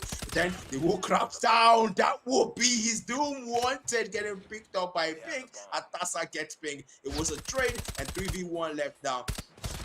Blue, but yeah, of course, Sakura picks him up, and that will be the round going to Bravo 6. Not a great start for Bravo 6, but somehow they made it work. This map proving to be a bread and butter map in the Call of Duty series. Bravo 6, of course, taking this first round expectedly. So, it was a bit of a back and forth. Of course, Obsidian started off well, but we're seeing such dependence on the snipers, the sniper holders here. And the commitment this time round, I guess that's the lesson they took away. Because they commit a full send towards the A side. They start off by taking blue down, first blooded on this second round. Obsidian now scattering because the info is out. Yellow waiting. Do not peek Johnny Boy. The minute, do not make the mistake of peeking Johnny Boy. After the bomb goes down, 30 seconds to take action. Ghost waiting for anyone to try and make the flank. Yellow still waiting for someone to peek. Doesn't get the shot off. Nobody home to receive. Meanwhile, Pink, flank successful by the shed. Mid-house there. Gonna try and force his way. Meanwhile, Wanted protects the bomb site, takes beige. Pink falls as well. Yellow left to try and fend off for himself against 4 B6 members. Of course, that was not going to go any other way besides a defeat. Yep, that gameplay wasn't any direction except a defeat, like you said rightly, man. But then Bravo 6, they have 2 back-to-back rounds now. They just have to hold it in and get the S&T and get to say map 3. And maybe we may not see a map 4 if things continue this way. Yellow going for the wall bank there, not able to find the wall bank, still missing. That's Yellow there, just holding out, still trying though. The man's not willing to let it go, he's not willing to let up. But then they might just walk into this one. It's a 3 versus 1 here. The gunfights are gonna come in there. Finds one with a machine pistol, but Yellow will bite dust. The trade comes through, and that's 2 man down on the side of Obsidian. Bravo 6 down, have the numbers advantage, a 4v3. Blue and pink still alive here. Beige and pink rather, with Yellow. Okay, Obsidian, they're really going for the colors here. Then the bomb will be planted by 110, but the trade will not come through. Wanting to repeat history here, Pink. I see what you're doing. But then the same, say Thunder, those lightning don't strike twice. That will not be the case. Beach absolutely ready. Hell and havoc here. But Yaga will shut him down with the Tundra, and that will be 3v1. It looks like Bravo 6 just might have to run in the back. The gunfights, yes they do. Sakura again ending the round for them. That's 3 back-to-back rounds for Bravo 6. We start off again, round 4 now. 3 back-to-back rounds, like you said, Black Matter. Now a responsibility for carrying the bomb falls, an enviable task falls to Wanted. He probably never wanted that, but hey, it's the cards he's been dealt. Here we go, by the trailer. Sakura spray and pray, nobody in the trailer to receive. Trophy systems fall, will he commit? Trophy down, who's in armory? Someone goes prone in armory and retreats. There's a sniper in there. Pink also retreats next to armory there. That's White. White is in the armory. Yellow is next to him. Blue will try and rotate. He's at cardboard. Meets Baba Yaga. Baba Yaga might not be wise to the task, but he looks the wrong way. Meanwhile, Baba Yaga did not see him. Free pickings just passed him by. Those 2 players just passed each other. And now this is Blue who has successfully flanked the team, but it meant nothing. It's another B6 win. Yep. Obsidian suffering. Yeah. Suffering heavy losses there. Yeah, flawless run, you're right. Take us away. Yeah, it's crazy because so far Obsidian hasn't taken a single round. And Bravo 6, I mean, 4 back-to-back rounds. If you want to start a comeback, if you're Obsidian, you want to start it down. Wallbang will not come through though. They will still try. Then Ghost here trying to go for that wallbang, but then the gunfights are gonna come in. That, yep, That's the now you see him, now you don't. Baba Yaga will take out Peach, and that's one member lost by Obsidian. Not a great start for the round, but then the more gunfights are gonna come through. Two members down, and that's Sakura picking up a double in this round. He will try to settle the score. Yellow will fall to Sakura. It's a 5v2. Might look like another flawless round for them, but then pink and yellow, can the colors come in clutch? Can they make work? That's a big question there. The gunfights are gonna come in. The smoke bomb to restrain the vision, but Bravo 6 are used to the strategy. They're gonna go with pink now, and yellow is sticking together. no. Maybe not. Pink holding Oh, the position, no. and of course Fabiaga takes him out, and one member left. But no, it will not be a flawless round for Bravo 6. They will lose one member, wanted, leaving them behind, and moving on to the next round and says, take care of it, guys. And the snipe. Oh, how did White not get that snipe? He did not get that shot. Fabiaga, now you see him, now you don't, and the gunfights will come through. But yellow keeps missing. I don't know. I mean, Jerry can do better, but this is not the gun. The bomb has been planted going down. You can tell Bravo 6 just want to hold it down at this point. They just want to hold down at this point. But then the bomb is getting timed out. And Obsidian at this point, if you're them, it's not a good look for you. But yeah, of course. The bomb will go down. And Bravo 6, they really just play time at that point. At this point, Bravo 6 are in a hurry to just go home. Everyone wants to go and sleep. This no registered victory for the Obsidian side. They haven't taken a round win. And the roles, of course, will trade. Bravo 6 delivering the bomb this time. Wanted, carrying it. And oh my god, collateral. Baba Yaga falls. And Nate takes a Tassa. The trade comes instantly. Wanted takes pink. He's in the trailer Sakura, waiting in the wings. Meanwhile, B side might be a bit of an OBS player. Someone from Obsidian is at the B side, but I can't tell who. Wanted hasn't put down the bomb. Bij, what was he thinking trying to go through the window of the trailer site? Blue does get the call on Ghost, takes him down, goes long on that USS 9. Bold move from Blue, but drawn attention to himself. Meanwhile, the bomb still objective not met. It seems they're going straight for the gunfight. It's now a 2v2. OBS takes Sakura. 2v1. Trade comes in. Wanted levels things to a 1v1. Who's the fastest gun slinger? Here we go. To hell with the objective. Ready or not, they play hide and seek. Trying to find each other. Blue plants himself in trailer. Meanwhile, it's Tin. It's Wanted. Trying to find his way, goes over to cardboard. He might prioritize the A site. Why will he go for the A site?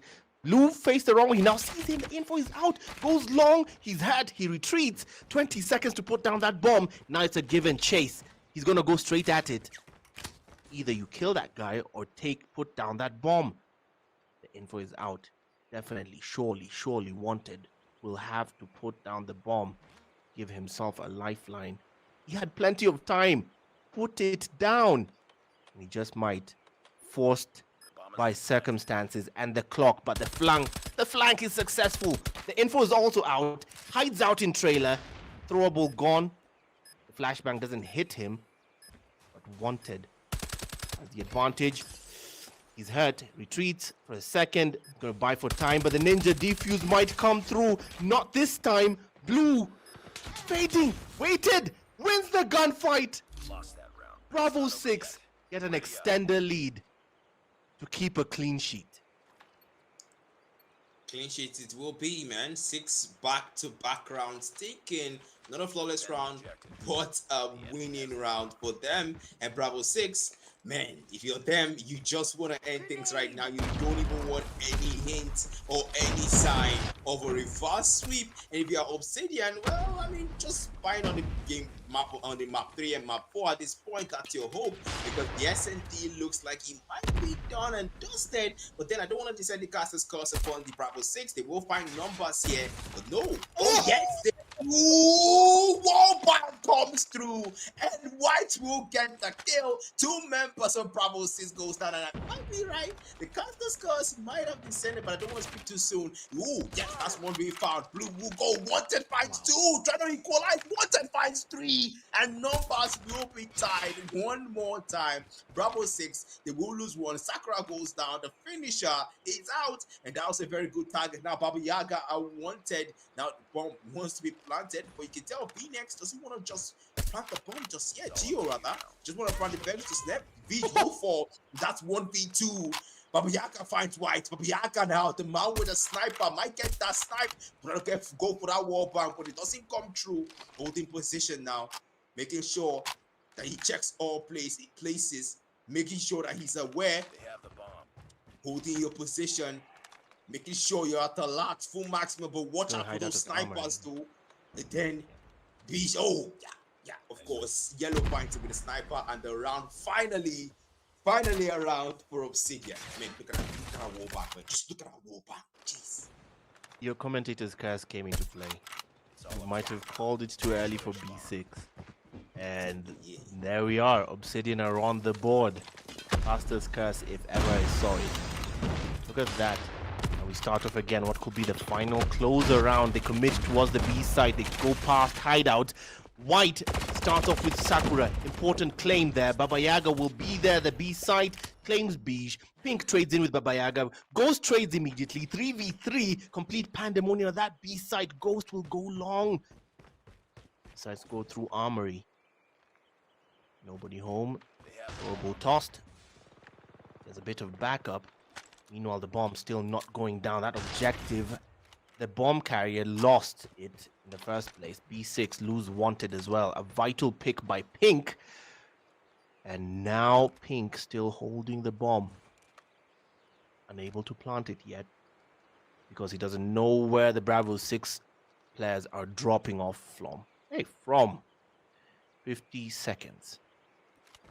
Put down that bomb anywhere, frankly. They choose to rotate back to A. Ghost, waiting at that site. He will wait comfortably. Looks the wrong way for a moment, but here they come, lining up for the pickings. Yellow takes a Tassa. Ghost left to fend for himself against three players. Vital place. Very dire position here. He's been left at, and Bravo 6 suddenly losing focus because this might be the second round that they let Obsidian take. The Kenyans trying to find their way back, and the bomb is down, leaving Ghost to fend off against three Obsidian players. Pink, blue, yellow, waiting. Oh, these guys, I give them credit. They chose to make their names as simple as possible. Adding color to our lives and color commentary. Here we will go. Ghost, ring a round of roses. He takes the poses, takes blue, takes yellow. Three for the prize. nice work. Get ready. The turn and burn took two, but he couldn't complete the trifecta.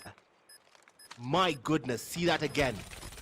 Ring a round of roses. Machine pistol takes one, turn and burn. Straight snap to yellow, but pink closes that out. That was insane. Yep. That was insane, man. I almost started to get a clutch, but the trade comes through. But then, very close to that. Now we go to another one. Atassa will fall. Great pick up there. Obsidian. This might be the start of rival. Oh, yeah, of course. The Packers will descend, and I really need to stop calling that too early. Two members will go down. The numbers are tied. The bomb is being planted. Obsidian takes no chances. Blue will be the one to plant that bomb. 3v3. Both teams holding at that position. The nades will come in though. Mine will not find anyone. Both teams holding their position now. Just getting closer, making sure you're not so hasty. It might be a chance for Obsidian for a reverse sweep, or this might be match point for Bravo 6. They might take the round now. They will wait for that one. Warbanks waiting for that one. Blue holding position. There, Ghost will get that outplay and will snipe him. The Turner burn comes through, and wanted with the defuse will secure the Lost that S and round, but D it's not over yet. for Bravo Ready 6. Wow. Okay. That last sniper hideout, that I thought he was going to lose that gunfight for sure. I don't know. He was waiting for him so perfectly. How did he lose that? Oh my gosh. Yep. Okay. They take it convincingly 7-2. At least it was not 7-0. Because at some point I was so certain it was going for a clean sheet. Yep. Now It seemed, yeah. control. Yeah, it seemed like like a clean sheet at some point, but we're going straight into control. No time wasted. It's been all raid today on control. I don't think we've seen anything different today. I don't think we've Yeah. not seen any other map for control today. Yeah. Yeah. It's all control. And by the way, Bravo 6, well, Bravo gameplay there, and we can give them that because so far they have done well. Obsidian, well, they have done their best. You can tell Pink really tried to come in clutch there, but unfortunately, gonna need more than that to win mode. And you can tell Bravo 6 here, you can see 110, you can see the impact here, 9 bomb on the man, Sakura with 12, 181 impacts, really make sure she got he or she, I don't really know who's behind the gun, but made sure they got the kills and also they made sure they were most impactful in the games. Pink as well, you can tell that yeah, you want to make it work, but then codm is a team game. There's so much only one player can do, and Pink was that one player, but unfortunately, he just can't do it alone. He just can't do it alone. Yeah, no, you can't. No, you can't. Not on S&D. That's a very communication heavy mode. You can't expect to carry it alone. And we're going straight into raid now. This baby between Hardpoint and S&D this time round, based off what we saw on Hardpoint. Well, I'm going to make a gamble here. So the gamble is still B6 because based off the better Slayers, we've seen them coming from the Bravo 6 side. Still on the search and destroy side, we saw a stronger showing coming from Bravo 6. So I think I'm going to stick Bravo 6 all day. And I'm Kenyan. And I'm voting against the Kenyan.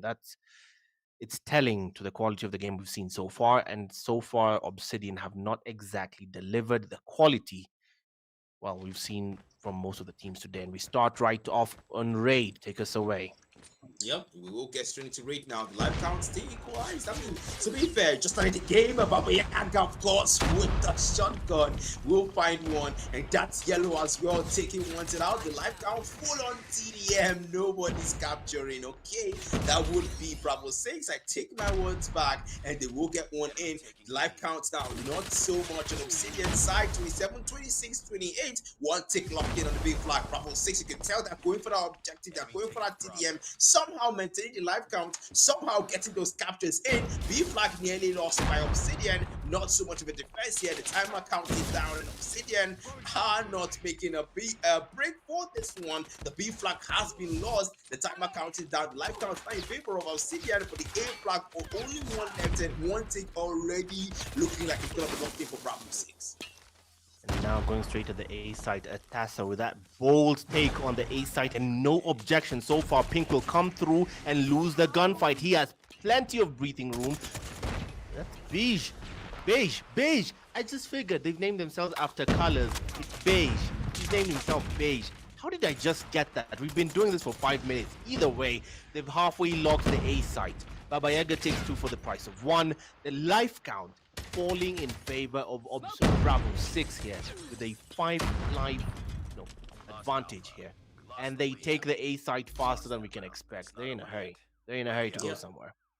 Yeah, I mean, it's 1:54 minutes to midnight here, and it's past midnight there. So you can tell that even the players, they want to, both the Kenyan and they want to go home. They just want to go home at this point. Everyone wants to go to bed, and we just want to feel like, let's wrap this up and let's get straight to it. And now we go on to round 2. Control. Bravo 6 to the first round, back to back in take B for them. Yellow picking up Abayaga there. The life count will go down in favor of Obsidian here. And yeah, Obsidian is a color. By the way, Obsidian is a color, so yeah, it kind of makes sense here. I can actually see the pattern. And then Bravo 6 now, 1 tick locked in, 2 tick locked in. Obsidian, it looks like they might have an answer for the control. Almost third tick locked in, but numbers gonna fall. Babiaga and Wanted are gonna delay that third tick on the B flag. Great defense for them. They will take up more. Numbers now in the favor of Bravo 6, 27-25. They want to make sure Atassa with the death machine, not able to find anyone yet though. Wanted now the other side, trying to show pink flags here, but one row for though. It's numbers in favor here of Bravo 6. The life count in their favor too. More numbers will fall, but that B flag, now they will move on to the A flag. They haven't finished the B flag. Is this a change of strat?